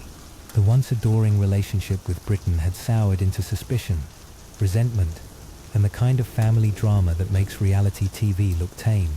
It didn't start with tea. Oh no. The Stamp Act had already ruffled colonial feathers by taxing everything from newspapers to playing cards. Then came the Townshend Acts, taxes on paper, glass, paint, basically a tax on anything that wasn't nailed down, and even some things that were. Each new law, passed in a distant parliament that saw the colonies as cash cows rather than partners, was like tossing another spark into a hayloft full of dry grievances. At first, the colonists responded with the 18th century equivalent of strongly worded emails, petitions, pamphlets and protests. Colonial assemblies drafted eloquent objections, merchants organized boycotts, while writers like Samuel Adams and John Dickinson filled the papers with passionate essays about liberty and rights. If you've ever seen a comment section after a controversial update, you'll get the vibe. But as the years ticked on, and Parliament seemed less interested in listening than in doubling down, frustration curdled into something darker. Sure, the Stamp Act was repealed after a storm of protest, but every apparent victory was followed by a new slap in the face. More taxes, more restrictions, more reminders that the colonies were subjects, not citizens. It wasn't really about the money. Taxes were modest by British standards. The real fury came from the principle, being taxed without consent, ruled by people an ocean away, treated like children who'd borrowed the family carriage without asking. Boston, always the drama queen of colonial cities, became the beating heart of resistance. A city where the Sons of Liberty, those secretive, slightly rowdy patriots, grew bolder with each passing year. Then in 1770, the tension boiled over. British soldiers fired on a crowd of civilians in what would become known as the Boston Massacre. Blood stained the cobblestones, and trust between colony and crown was shattered, never to be fully mended. By 1773, the colonies teetered at the edge of open defiance. All it would take was a final insult, a last straw disguised as a bargain. Enter tea. Parliament, in a dazzling display of not reading the room, passed the Tea Act. The idea was simple: save the British East India Company, and slip in a reminder that Britain could still tax the colonies whenever it felt like it. The Tea Act allowed the company to sell tea directly to the colonies, slashing prices, and on paper, offering Americans a sweet deal. But here's where the wheels came off the cart. The hated tax remained. Accepting the tea, even at a discount, meant accepting Parliament's right to tax without representation. For many colonists, that was a surrender of everything they'd fought for over the last decade. The news spread faster than a viral meme. Merchants fumed at the threat to their livelihoods. Patriots raged at the Crown's arrogance. And in Boston, resistance hardened into something you could almost taste in the salty air. Refusing the tea became a test of loyalty. Public meetings swelled. Newspapers blazed with fiery rhetoric. And the Sons of Liberty doubled down on their vow. No East India Company tea would be unloaded, sold, or sipped on American soil. In ports from New York to Charleston, ships carrying the troublesome tea were turned away. The message was clear: we will not be bought. But in Boston, fate had other plans. 3 ships, the Dartmouth, the Eleanor and the Beaver, arrived, dropped anchor, and stubbornly refused to leave. Royal officials insisted the tea be unloaded. The colonists refused. The city became a coiled spring, tension humming in the air like static before a thunderstorm. The clock was ticking, each tick a little louder than the last. British law demanded that imported goods be unloaded and taxed within 20 days, or else customs officials would seize the cargo and collect the tax by force. The Sons of Liberty knew that once the tax was paid, even under protest, the principle, the very heart of the fight, would be lost. It was no longer about tea. It was about whether the colonies would accept being treated as subjects without rights, or stand up and demand their future. Meanwhile, Massachusetts's royal governor, Thomas Hutchinson, was not about to let a bunch of rebellious colonists row the boat of state into uncharted waters. He refused to let the ships leave without unloading. To him, yielding meant that mobs, not monarchs, ruled the colonies. The standoff became the city's main attraction. Forget bear baiting. This was statecraft on the brink. Every man, woman and child in Boston could feel the tension mounting. In taverns, churches and meeting houses, citizens debated their next move. The Sons of Liberty, led by Samuel Adams, John Hancock and Paul Revere, who for the record would later become history's most famous midnight cyclist, organized resistance with relentless energy. They posted notices, held raucous meetings, and packed the Old South meeting house with thousands of determined patriots. Inside, the air thick with breath and resolve. Votes were cast, tempers flared, and the sense of impending crisis grew heavier by the hour. Each vote against unloading the tea was a hammer blow to British authority. But the deadline loomed. If the tea was not removed, customs officials would seize it and force the issue. The decision, once abstract, now pressed against Boston's chest like a stone. The city was a powder keg, the fuse already smouldering. All it needed was a single spark, one bold act to ignite the coming revolution. Somewhere in the city's crowded streets, a plan was quietly taking shape in smoke-filled taverns and candle-lit rooms. Conversations grew hushed but determined. A handful of citizens prepared to do what no one else dared. The world was about to change, and as is so often the case, it started with ordinary people pushed to extraordinary measures. It's strange to think Anne Boleyn's fall, centuries earlier, was a thunderclap that shook England's monarchy. Now on the far side of the Atlantic, another storm was gathering, one that would sweep away an empire, not with swords or blood, but with a cargo of tea and the courage to say no more. And so as the British tea ships sat in Boston Harbor, the city held its breath. The past and the future trembled on the edge of the same blade. Resistance, legacy, unpredictable courage, threads that stitch together centuries of human resilience. Next, we'll step into the very night when Boston's fate and the world's would turn on a single decisive act. December 16, 1773 dawned grey and cold over Boston, a city balanced on the edge of history. December 16, 1773. Boston awoke beneath a sky, the colour of old pewter, the kind that makes even the most optimistic tea merchant question his life choices. For weeks, the harbour had played host to 3 unwelcome guests, the Dartmouth, the Eleanor, and the Beaver. They bobbed on the frigid water like wooden time bombs, stuffed to the gunwales with East India Company tea and British expectations. Now, on this grey winter morning, the countdown was over. According to His Majesty's very particular laws, the tea had exactly 20 days to be unloaded and the tax collected. If not, the cargo would be seized, redcoats summoned, and the entire city treated to the 18th century version of a surprise audit, complete with bayonets and the lingering scent of disappointment. Everyone, from the highest merchant to the humblest apprentice, knew the stakes. Let that tea ashore and poof, the principle of colonial self-government would vanish faster than an 18th century hairstyle in a rainstorm. Allow it once, and the entire fight for rights and liberty would unravel like a poorly made wig.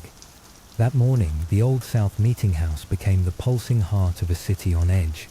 Picture the largest, draftiest fire hazard in Boston, packed wall to wall, with thousands of Bostonians and country folk who had trudged miles through the slush and ice just for a spot. Men squeezed through doors and windows, spilled into the streets, and pressed their ears to the frozen glass in hopes of catching the echo of fiery oratory. Inside, the air was thick with the steam of wet cloaks, the tang of nervous sweat, and the unmistakable scent of history in the making. Samuel Adams, a man whose voice could cut through fog and doubt alike, presided over the chaos. Speaker after speaker took the floor, each one denouncing the Tea Act, railing against tyranny and urging action. The words were hot, but the uncertainty was colder than the harbour wind. What could they do that wouldn't tip the colonies into outright war? How could they stop the tea without inviting the king's wrath, and perhaps the pointy end of a bayonet? As the afternoon plodded on, the tension built. Messengers galloped in, boots echoing on the frozen cobbles, bearing grim tidings. Governor Thomas Hutchinson, whose stubbornness could rival a mule in a snowstorm, refused to yield. The ships would not depart. The tea would not leave Boston's waters until the law was obeyed, the tax collected, and the king's will enforced. The crowd seethed. The walls of the meeting house seemed to vibrate with the force of it, a living, breathing mass of outrage and fear. Samuel Adams, calm as ever, finally raised his hand for silence. He spoke a sentence so simple it might have been mistaken for resignation. This meeting can do nothing more to save the country. It was the official end of debate, but for those who understood, it was a signal. No more talk, no more petitions, no more half measures, only action remained. Just then, a piercing war whoop split the evening gloom. A sound so out of place, it snapped the city out of its paralysis like a 26th century alarm ringtone. The signal had been given. Men began to move, fast and purposeful, into the gathering night, in alleyways and shadowed corners. They donned their disguises, faces blackened with soot, blankets slung over shoulders, feathers stuck at odd angles. This wasn't a Halloween party gone rogue. It was a deliberate symbolic transformation. They weren't trying to convince anyone they were real Mohawks. It was about shedding their colonial skins, declaring themselves something new, wild, defiant, ungovernable. In the future, we'd call it a PR move. In 1773, it was the birth of a legend. Twilight thickened over the city as these newly minted Indians converged on Griffin's Wharf. The harbour was a black mirror, the ships looming like sleeping behemoths.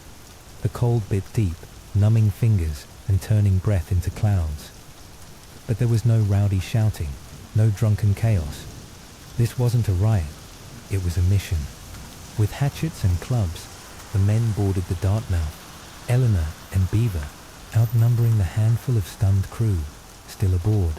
No blood was shed, no sailor was harmed. The sailors, wide-eyed and shivering, were ushered aside and watched, silent as the work began. The chests of tea, hundreds of them, were split open with practiced blows. The scent of fresh tea, sharp and almost floral, mingled with the salt tang of the sea. Crates, each one heavy with the future of imperial policy, were heaved overboard, landing in the harbour with satisfying, echoing splashes. The water churned and frothed as chest after chest, 342 in all, was broken and dumped, until the harbour was less a busy port and more a giant swirling teapot. The scene was as methodical as a spreadsheet, as disciplined as a 25th century robot uprising. No shouting, no theft, no smashing of anything but the tea itself, in a city where hunger was a daily companion, and temptation easy to justify. Not a single man pocketed even a pinch of the precious cargo. This, my insomniac time travellers, was protest with style. On the dock, spectators watched in silence, as if afraid their voices might shatter the spell. British guards stationed nearby remained frozen, whether from confusion, sympathy, or strategic inaction. Historians still debate. Even some loyalists, usually quick to condemn, seemed to sense that something irreversible was unfolding. The city itself seemed to hold its breath. The discipline was extraordinary. No one looted, no one pocketed valuables, and the ship's other cargoes were left untouched. Only the tea, the hated taxed imperial tea, received the aquatic treatment, as the last chest splintered and its contents swirled into the black water. The disguised men melted into the maze of Boston's alleys and back streets, nameless and faceless once more. They didn't seek fame or reward. They left nothing behind but the unmistakable signature of revolution, a harbour stained dark, a city forever changed. By dawn, the damage was impossible to ignore. The harbour's surface was a patchwork of soaked tea leaves, bobbing crates and the ghostly silhouettes of 3 empty ships. The air itself smelled of salt and tannin, a bittersweet perfume that would linger for days. Word spread faster than the latest viral meme in your era. By word of mouth, by hurried letters, by broadsheets nailed to tavern doors. By midday, everyone from the city's apprentices to its wealthiest merchants knew Boston had defied the world's mightiest empire and lived to tell the tale. The reaction split the city like an overripe persimmon. Among the patriots, there was pride, fierce, swelling pride that ordinary men had stood their ground and struck a blow for liberty. Among loyalists and moderates, there was cold horror. To them, this wasn't just protest, it was the reckless destruction of property, the crossing of a line that might never be uncrossed. Had the colonies just invited a storm they couldn't survive? In his mansion, Governor Hutchinson raged, not just at the loss, but at the insolence. If Boston could get away with this, what was to stop rebellion from spreading like a particularly stubborn rash? British officials, meanwhile, were stunned. They'd expected noisy protests, maybe another riot like the Stamp Act days, a few broken windows, some creative name-calling. But this, organized, disciplined revolutionaries methodically destroying royal property, yet not pilfering so much as a biscuit. It was a pattern interrupt for the ages, a protest as precise as a quantum algorithm, as unyielding as a Boston winter. The captains of the Dartmouth, Eleanor and Beaver, could do nothing but watch their fortunes dissolve into the harbour. In the ledgers, the loss was tallied at over £10,000, a sum that could buy a small fleet or at least fund a year's worth of powdered wigs. But the true loss wasn't counted in pounds or tea leaves. It was measured in shattered trust, in the frayed rope of colonial loyalty, in the realization that Britain no longer ruled with consent, but with the blunt weight of power. That night, as the last crates bobbed amidst the swirling leaves, Boston stood suspended, caught between pride and dread, between the old world and the new. The Boston Tea Party was no drunken brawl, no spontaneous outburst. It was an act of deliberate, icy defiance carried out under the cloak of night. The harbour, transformed into a massive swirling teapot, became a symbol, a place where ordinary people brewed revolution with every crate they tossed. Some colonists, ever resourceful, tried to scoop up the waterlogged tea for themselves, only to be rebuked by the Sons of Liberty, who patrolled the docks like the world's least fun lifeguards. Nothing was to be salvaged. No one would profit. This was about principle, pure and undiluted, served piping hot with a side of risk. By sunrise, the entire city was abuzz. The scent of steeped tea hung heavy, seeping into the cracks of homes and the folds of clothing, a new fragrance for a city already famous for its earthy, goat-adjacent aromas. News galloped outward, fueled by gossip, letters, and hastily printed broadsheets. And as word spread, opinions crystallized with a speed that would make even the fastest social media algorithm blush. Among the patriots, the sense of victory was electric. They had faced down an empire and won, at least for a night. Among loyalists, there was fear and anger. Had Boston just painted a target on its own back? Had they doomed their city to punishment and ruin? Governor Hutchinson's fury was legendary. He stormed through his mansion, railing at servants and writing furious letters to London. To him, the message was clear.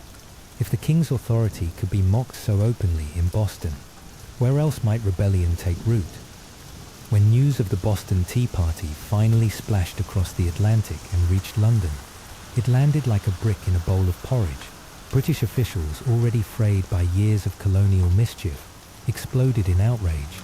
King George III reportedly went pale with fury, and Parliament demanded retribution, not just for Boston, but as a warning to every colony contemplating similar shenanigans. It was time, they decided, to bring the hammer down. The result was a series of laws so draconian. Colonists would soon brand them the intolerable acts. First came the Boston Port Act, a swift, brutal blow. The city's harbour, its economic lifeblood, was closed tight. No ships in, no ships out. Not a single crate of cod or barrel of molasses until the cost of the tea was repaid and order restored. Trade evaporated, store shelves emptied. The city's once rowdy docks grew eerily silent, the only sound the slap of cold waves against abandoned pilings. But Parliament wasn't finished. The Massachusetts Government Act followed, stripping the colony of self-rule and placing it squarely under the king's appointed officials. Next, the Administration of Justice Act allowed royal authorities accused of crimes to be tried in Britain. A clear message that the king's men were above colonial law. To drive the point home, British troops were quartered throughout Boston, living in the very homes of the people they were sent to subdue. The message was clear. Rebellion would be crushed. Liberty was now a luxury reserved for the obedient. But here's the twist. The pattern interrupt that no one in London saw coming. Instead of frightening the colonies into submission, Britain's heavy-handedness united them. Across the continent, news of Boston's suffering of a starving city, a strangled port and martial law stirred outrage and sympathy in equal measure. Wagon loads of food and supplies rolled in from neighbouring towns and distant colonies, accompanied by letters of support, pledges of unity, and of course a healthy dose of anti-British poetry. Secret meetings began to weave the once fragmented colonies together, thread by thread. What had started as a Massachusetts problem rapidly became an American one. Boston, once a symbol of stubbornness, became a rallying cry. The flames of revolution, long smouldering in isolated hearths, now blazed from colony to colony. The British had hoped to make an example. Instead, they'd brewed a rebellion stronger than any tea that ever steeped in London. And so, as Boston's harbour continued to swirl with sodden leaves and its streets echoed with the footsteps of redcoats, a new era dawned. The age of peaceful protest had ended. The reckoning was coming. And Boston, however battered, was ready. But the city's punishment would ripple far beyond its rocky shores. The punishment of Boston sent shockwaves far beyond the rocky shores of Massachusetts. Let's crank the time dials back to a winter's night in 1773. Boston, Massachusetts, where the air is so thick with outrage and the scent of saltwater tea, that you'd be forgiven for thinking the entire city had been dunked in a giant revolutionary teapot. The Boston Tea Party wasn't just a protest, it was a high-stakes group project where the penalty for late submission was, well, imperial retribution. And when Parliament delivered its infamous punishment, slamming the port doors shut and yanking the keys to Massachusetts self-government, it didn't just bruise Boston's pride. It set off seismic aftershocks clear across the 13 colonies. Now picture the colonies at this moment. A family reunion gone wrong. Virginia snubbing New York, South Carolina, eyeing Pennsylvania's hat, all while New Hampshire pretends not to know anyone. But suddenly, with Boston's harbour sealed like a malfunctioning smart fridge, the message was impossible to miss. If it could happen to Boston, it could happen to anyone. The news, carried by horse, wagon, rumour, and the colonial equivalent of a rapidly retweeted meme, electrified the countryside. Taverns and meeting halls burst into life. Printers clattered out broadsheets until their hands were stained with more ink than dignity. Towns sent supplies and heartfelt letters northward. Flour, barrels of salted fish, and the 18th century version of an edible arrangement. Boston's suffering wasn't just Boston's anymore. Suddenly, the colonies, those quarrelsome distant cousins, were bound together by shared fear and a new dangerous hope. In September 1774, something historic happened. The First Continental Congress in Philadelphia. Imagine the scene. A room full of men in powdered wigs and breeches, sweating under the weight of history and the questionable merits of colonial tailoring. George Washington, Patrick Henry, John Adams, Samuel Adams, names destined for marble and currency, now sitting elbow to elbow, constructing the blueprints of resistance. Their official goal, not outright independence. The talk was of reconciliation, of respectful appeals to a crown that had already shouted over them. But in the shadows between speeches and polite sips of cider, a new sentiment took root. Separation wasn't just possible, it was becoming inevitable. The Congress agreed, boycott British goods. If one colony was attacked, all would respond. The colony next door was no longer a competitor, it was a brother in arms. Words like unity, resistance and liberty began creeping out of private parlours and into the public square. Whispered at first, then shouted. In a twist, the British never saw coming. Their iron-fisted discipline had welded the colonies together tighter than the world's most uncomfortable group hug. In the months that followed, the spark became a wildfire. Storehouses filled with powder and shot. Taverns, once echoing with loyal toasts to King George III, now hosted whispered talk of rebellion, revolution, and the sorts of things that would get you booted from the royal Christmas card list. Boston, battered and blockaded, became something new, a city of martyrs. The more Britain tried to squeeze, the more the colonies slipped through their fingers like particularly rebellious eels. The British had intended the intolerable acts as a warning. Cross us, and you'll end up like Boston. What they created instead was a rallying cry. Georgia to New Hampshire. Colonists realized that their destinies were entangled, not just by politics but by survival and identity. The movement was no longer about tea, it was about the very right to exist on one's own terms. By spring 1775, tensions snapped at Lexington and Concord. British troops, expecting to confiscate a few caches of powder, met instead a wall of farmers, ordinary men with muskets and extraordinary determination. The first shots of the American Revolution rang out, echoing directly back to that frigid night when a band of colonists chose principle over profit and sent a fortune's worth of tea swirling into the harbour. The Boston Tea Party's true power wasn't in the spectacle, but in what it destroyed. Not just crates of tea, but the illusion of colonial loyalty. It proved that revolution could start quietly, with a handful of defiant souls standing shoulder to shoulder in the dark, choosing resistance over fear. That act of defiance sent a message no king, army, or far-off parliament could contain. Overnight, the colonies stopped being loyal subjects. They became Americans, something new, unruly, and above all, united. A storm was gathering. The illusion of British control was as empty as a tea crate at sunrise. And as Boston's silent, shuttered harbor glimmered under the dawn, every passing ship became a silent witness, a reminder that tyranny had finally met its match in the stubborn, irrepressible spirit of ordinary people.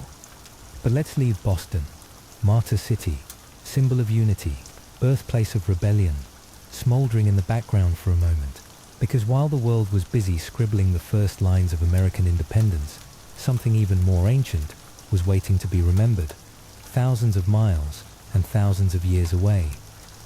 Let's spin the globe and turn back the dial, way back, before the pyramids of Giza brooded over the desert, before Babylon's towers stretched skyward, before Stonehenge was a glint in a druid's eye, there was Caral. Picture the Supi Valley of coastal Peru, a place that, to the untrained future historian, looks about as inviting as the inside of a malfunctioning airlock. Sand and rocks, endless and unyielding, a river that's more suggestion than reality, winding through sun-bleached nothingness. It's the kind of landscape you'd swipe left on in the planetary dating app. Yet here, almost 5 millennia ago, something miraculous happened. Caral rose from the dust, not as a scattering of huts or a glorified campsite, but as a sophisticated city, designed, planned, ambitious, sprawling over 150 acres. Picture about 110 soccer fields, but with more pyramids and fewer red cards. Caral was no accident. Its plazas, pyramids, ceremonial spaces and neighborhoods were all shaped by minds that saw possibility in desolation. No wheels, no writing, no metal tools. Just the collective willpower of a people who looked at the desert and saw not a death sentence, but a blank canvas. The ingenuity on display would make even a 25/25 AI architect jealous. Yet for thousands of years, Caral kept its secrets. Travelers, explorers, and the occasional lost llama stumbled across its mysterious mounds, dismissing them as natural hills, the work of wind and time. No one suspected that beneath the sand and silence lay one of the oldest cities in the world, a civilization thriving when the rest of humanity was still figuring out the finer points of mud. Caral's anonymity lasted until the late 20th century, when archaeologist Ruth Shady and her team dusted off the ages and uncovered the truth. What they found didn't just rewrite the story of Peru or the Americas. It forced the world to reconsider everything it thought it knew about the birth of civilization. While schoolchildren dutifully recited the names of Nile, Indus, Tigris and Euphrates, Caral was quietly waiting in the wings, ready to leapfrog the queue and demand its rightful place on the world stage. After thousands of years of silence, the stones of Caral began to speak again. They told stories of a city that flourished where survival should have been impossible, a society built on peace, trade, and a stubborn refusal to bow to the limits of its environment, in a place that others would have written off as a footnote in the great ledger of human history. Caral became a beacon, their architecture, their communal vision, their ability to coax life from lifelessness, all whispered of an intelligence and harmony that would do any future civilization proud.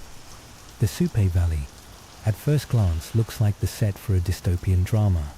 Relentless winds, blistering sun, and a river that frankly could use a little more enthusiasm. Yet where others saw a wasteland, the people of Caral saw potential. They tamed the river's unpredictable moods, built irrigation channels with the precision of a quantum engineer, and transformed dust into abundance. Cotton, beans, guava, sweet potatoes. Caral's fields became an improbable patchwork of green. Cotton especially was their ticket to a wider world. Spun into fishing nets and textiles, it became the currency of regional trade, linking the desert dwellers to coastal and mountain communities.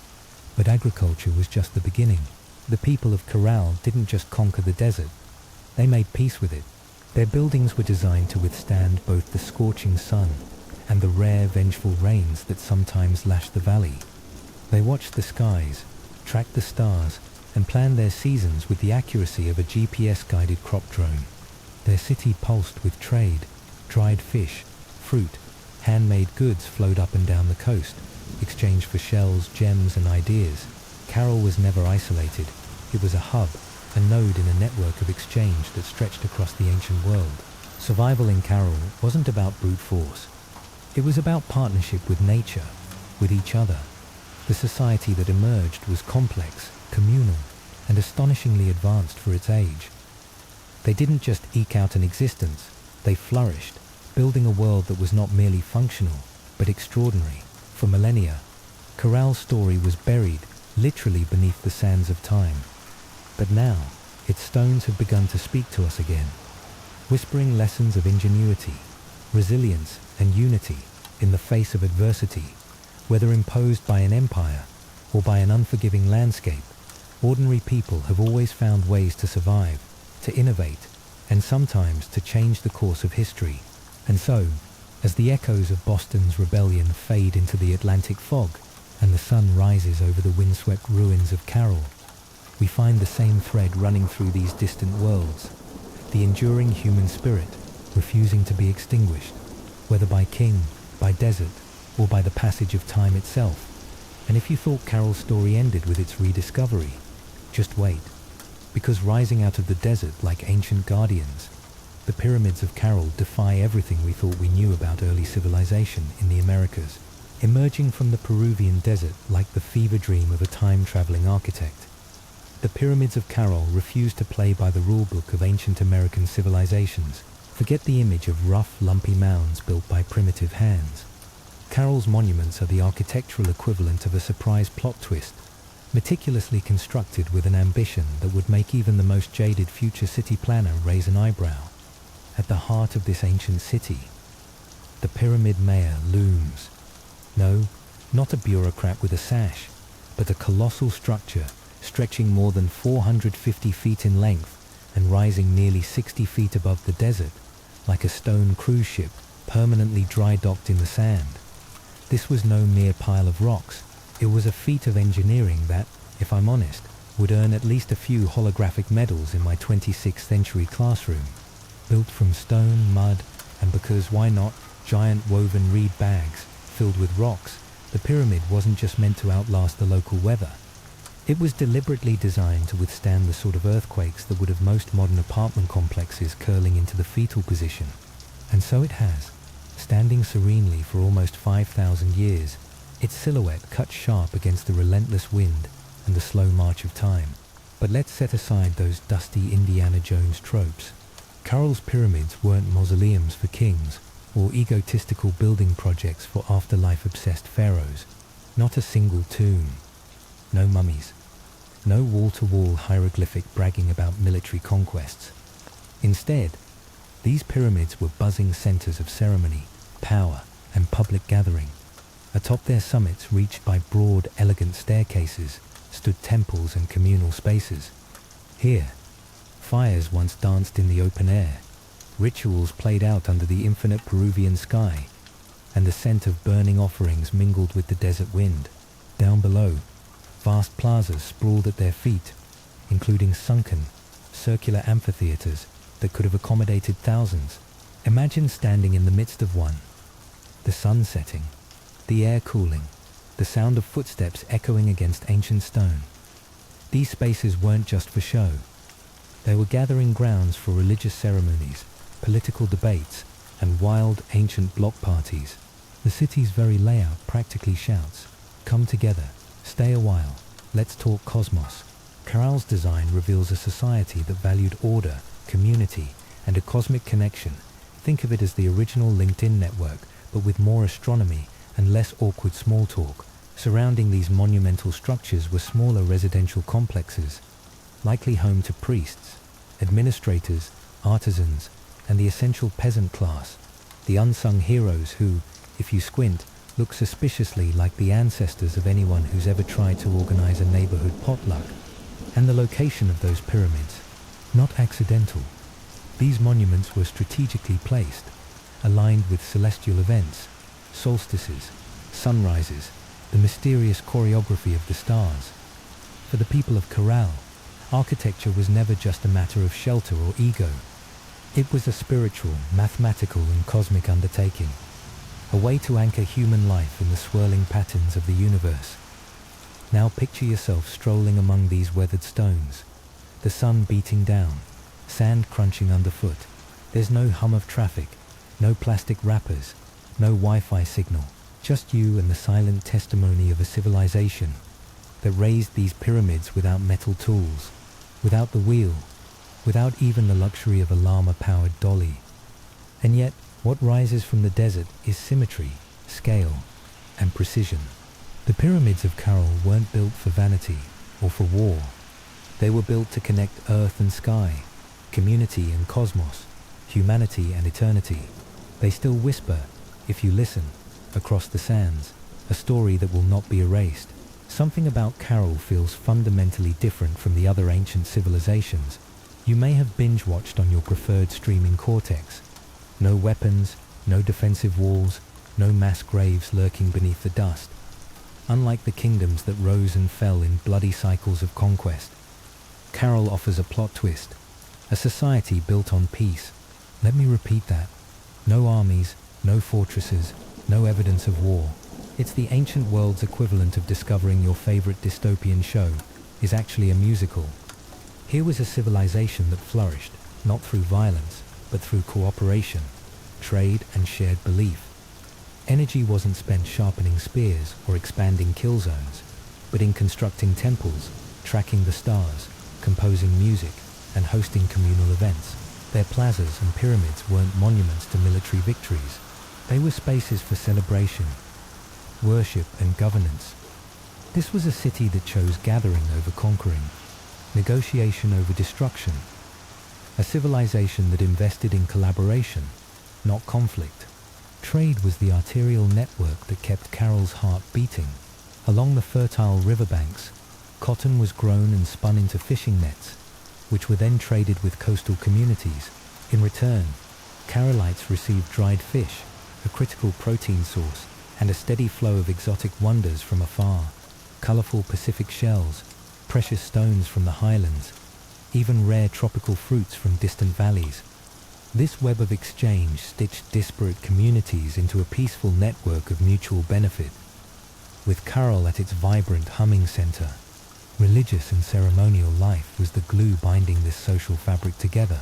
The city's grand public spaces and sunken plazas became stages for rituals that united the people under shared spiritual beliefs. And music. Yes, music was everywhere. Imagine the sound. Flutes fashioned from condor bones, drums stretched tight with deer hide, melodies swirling through the desert dusk. These instruments, crafted with care and tuned to carry across open plazas, were not mere trinkets. They were tools for connection, for celebration, for communication, in a world without written language. If you ever felt that music could move mountains, well, in Caral, it practically did. Picture the scene at dusk, the low thrum of drums, the keening of flutes mimicking the wind, feet stamping in rhythm as hundreds gather in the sunken plaza. Fires flicker atop the pyramids. Priests in intricately woven garments chant to the gods of river, earth, and sky. In that moment, Caral becomes not just a city, but a living symphony. Each person, each stone, each note woven into the rhythm of something greater. The city's very layout suggests ritual was its beating heart. Those grand plazas weren't just open spaces. They were engineered amphitheaters, drawing the community together in a purposeful choreography. The sunken circular courts focus sound and sight on the rituals performed within, like ancient surround sound for a crowd hungry for meaning. And always overhead, the pyramids rose, not as tombs, but as sacred mountains built by human hands, linking earth and the heavens in a tangible thread. Rituals likely marked the turning of the seasons, the shifting constellations, the cycles of planting and harvest. Music wasn't just entertainment, it was the bridge between individuals, nature, and the divine. And in a world so often defined by violence and fear, Caral's spiritual world seems to have been one of harmony, celebration, and reverence. No terrifying murals, no vengeful gods, no evidence of bloodthirsty sacrifice.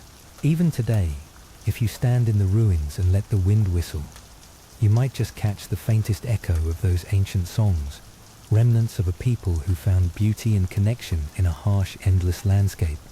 But Caral was more than music, ritual, and trade. It was a marvel of engineering, a testament to human ingenuity Let's not forget a place where most modern folks would last about 20 minutes before begging for air conditioning, without metal tools, without wheels, without domesticated animals to bear the load. Carol's people shaped a city of stone and earth that's still standing after nearly 5 millennia. That's not just impressive, it's the architectural equivalent of showing up to a robot building contest with a handful of sticks and still winning first prize. Massive pyramids rose from the desert floor, constructed not from fragile little bricks but from enormous stones, lugged across the valley using reed bags, ingenious baskets woven from river plants. Strong enough to bear the mother load, layer upon layer, they built, filling the interior with rubble and locking it all in place with the kind of care that would make a modern contractor weep. And they didn't just build for beauty, they built for survival. Carl sits in a region notorious for violent earthquakes. Yet unlike that one wobbly chair in your kitchen, these pyramids and plazas have survived nearly intact. How? By mastering earthquake-resistant construction, flexible techniques, layered fills, broad foundations, and rounded corners. These weren't happy accidents. They were deliberate choices, born from a deep, almost preternatural understanding of the land's violent moods. It's engineering, not out of textbooks, but out of lived experience, the kind you can't outsource to an app. Water management was another silent triumph. Living in a desert is hard enough. Imagine doing it without running water, desalination plants, or even a plastic bottle in sight. Carol's people developed sophisticated irrigation systems, carving channels and canals to guide river water to their fields. Every drop was precious, every crop a victory over the sand. No water was wasted. In an era of future water rationing, this is the sort of ingenuity that will earn a place in the Best of Civilization Hall of Fame. Urban planning, too, was executed with a mind for both function and cosmic drama. Major structures were aligned with key astronomical points. The sunken plazas laid out with geometric precision to serve as ancient observatories. Priests and astronomers could track the seasons, predict the floods, and keep the agricultural cycle in tune. A sort of prehistoric weather app, but with more chanting and fewer pop-up ads. Even the city's organization reveals complexity. Residential districts, administrative hubs, ceremonial centers, all arranged in a pattern that balanced daily life with the sacred. They built not just for themselves, but for the generations yet unborn. A civilization thinking in centuries, not just seasons. Today, modern engineers gawk at Carral's resilience. In my time, we have skyscrapers that can fold themselves into suitcases. But we still marvel at the wisdom of those who worked with rather than against the earth. Carral's stones have survived storms, earthquakes, and the slow abrasion of time. They are silent, enduring proof that greatness doesn't always require advanced technology. Sometimes it's about listening to the world around you and building with both humility and hope. Carral's legacy is one of harmony, ingenuity, and the quiet, stubborn endurance of the human spirit. Its pyramids are messages in stone, still humming with the echoes of ceremonies, the laughter of festivals, the soft, persistent music of a people who chose to gather in peace. Even now, as the sun sets and the wind sweeps across the empty plazas, those ancient stones seem to call out a reminder that civilization can rise on the pillars of creativity, trust, and shared purpose. And as we leave the city's heart, the question lingers, how did this desert symphony flourish for so long? And what finally silenced its music? For centuries, the city of Carral flourished, a beacon of peace, music, trade, and architectural mastery in the desert sands. A Carral, the city that outlasted dynasties, survived millennia of merciless sun, and then vanished so quietly, you'd have missed it even if you'd been the world's nosiest time traveler with a hypersensitive archaeological Roomba. Picture it. For centuries, Carral was the ancient equivalent of a 5-star oasis resort, minus infinity pools, but with a surplus of pyramids and panpipes.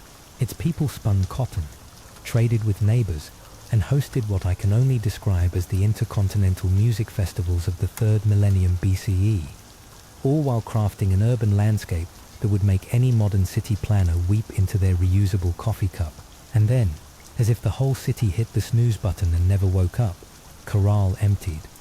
No dramatic bonfires, no invading armies, No scattered helmets or piles of broken pottery to mark a cataclysmic end. You won't find the charred remains of some grand final barbecue. No, Carol's goodbye was more of a polite Irish exit.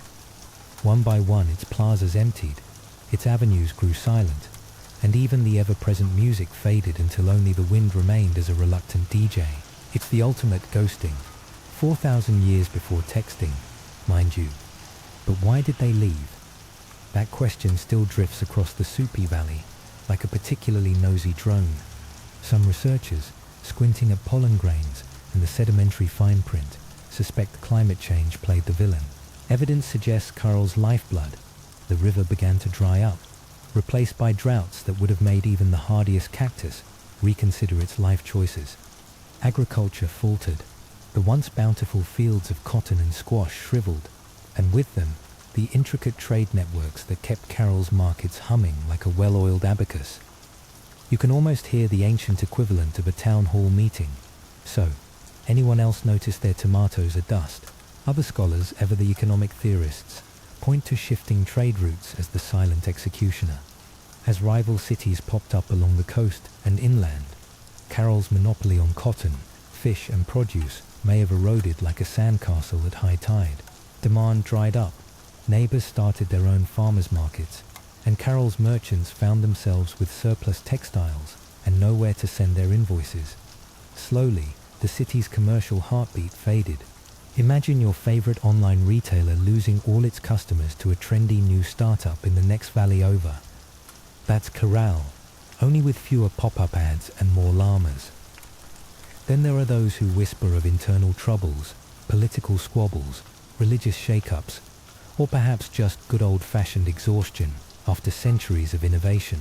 Because let's be honest, even the most harmonious societies can crack under pressure when survival is on the line. Carol, for all its peaceful plazas and harmonious drum circles, was not immune to the slow, grinding forces of entropy.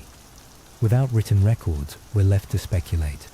Did a charismatic leader lose their touch? Did disputes over irrigation rights boil over into quiet schisms? Or did families simply tire of the old city and yearn for greener valleys and stronger rivers? Whatever the cause, Carol's decline wasn't the stuff of epic poems or blockbuster disaster movies. It was a gentle, drawn-out fade. Families likely drifted away, possessions in hand, leaving behind little more than footprints and half-finished dreams. You can almost envision children glancing back across the empty plazas, their memories soon to become bedtime stories, stories that over generations became little more than legend, and then nothing at all. The desert, never one to miss a real estate bargain, reclaimed Carol inch by inch. Sand swept over the plazas, flutes and drums were buried beneath shifting dunes, and the city's proud pyramids slumbered beneath a blanket of time. For nearly 4 millennia, Carol was little more than a whisper beneath the wind, a faint pulse beneath the surface. Travelers crossed the Supi Valley, perhaps pausing to scratch their heads at the rounded hills dotting the landscape, not suspecting the ancient city sleeping below. To them, these were just curious mounds, nature's own speed bumps.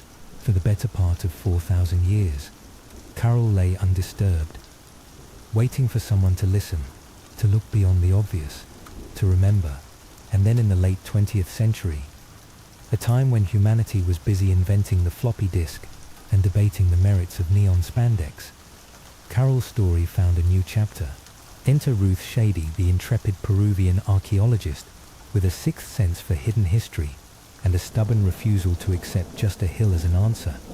In the 1990s, Shady and her team trudged into the Supi Valley, driven by curiosity and the suspicion that these mounds had secrets older than most family feuds. What they uncovered would upend everything we thought we knew about the Americas. Layer by painstaking layer, brushes and trowels revealed walls of perfectly cut stone, pyramids rising from the dust, sunken circular plazas, and staircases that seemed to beckon the past into the present. It was as if Carol, after centuries of napping, had finally decided to answer its messages. Radiocarbon dating provided the punchline. Carol was over 4,600 years old, bustling at the same moment as the earliest civilizations of Mesopotamia and Egypt. Suddenly, The Americas were on the same timeline as the Old World's greatest hits. Before Carroll's rediscovery, the prevailing wisdom held that civilization in the Americas bloomed late, always in the shadow of Old World empires. Carroll, with the stubbornness of a city that had already outlasted empires, proved otherwise.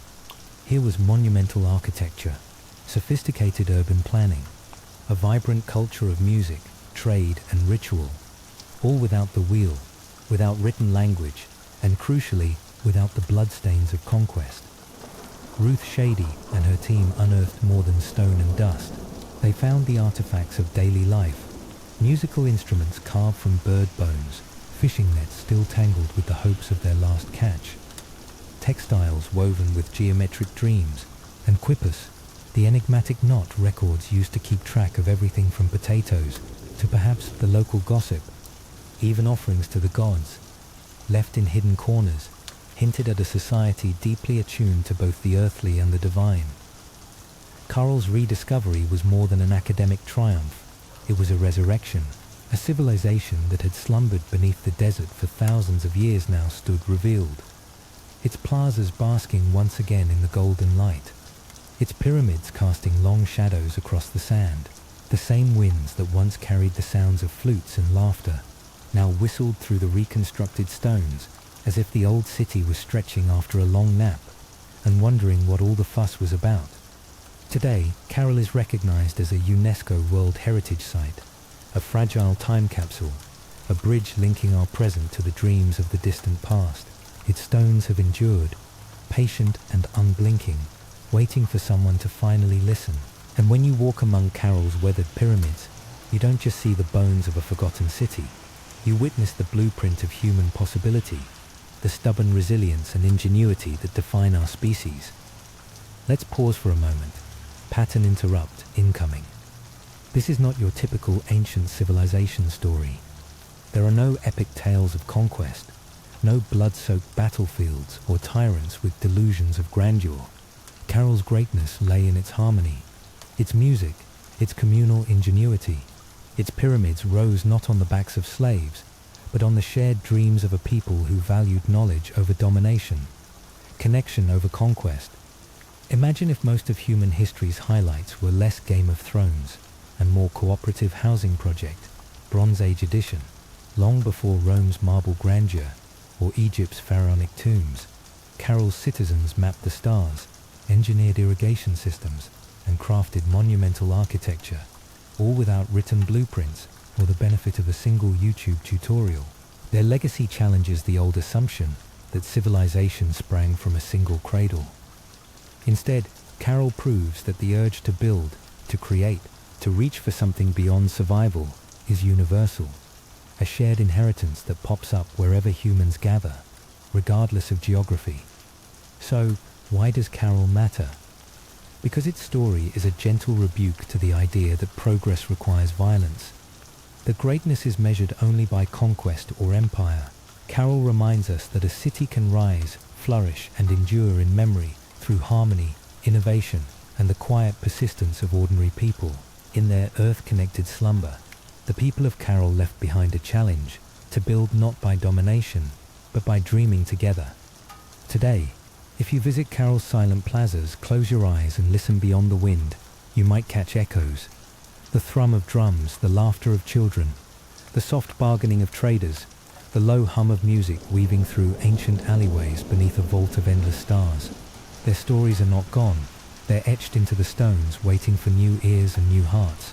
Carroll stands as a beacon, a reminder that even in the harshest deserts, even beneath the heaviest sands, seeds of wonder and peace can take root. Its silent pyramids reach not just to the past, but toward the future, inviting us to remember that the spirit of resilience and hope is our oldest inheritance. So the next time you find yourself stuck in traffic, or cursing your malfunctioning air conditioner, remember, somewhere in the desert, a city once thrived on ingenuity and connection, and its legacy is still quietly shaping the world beneath our feet.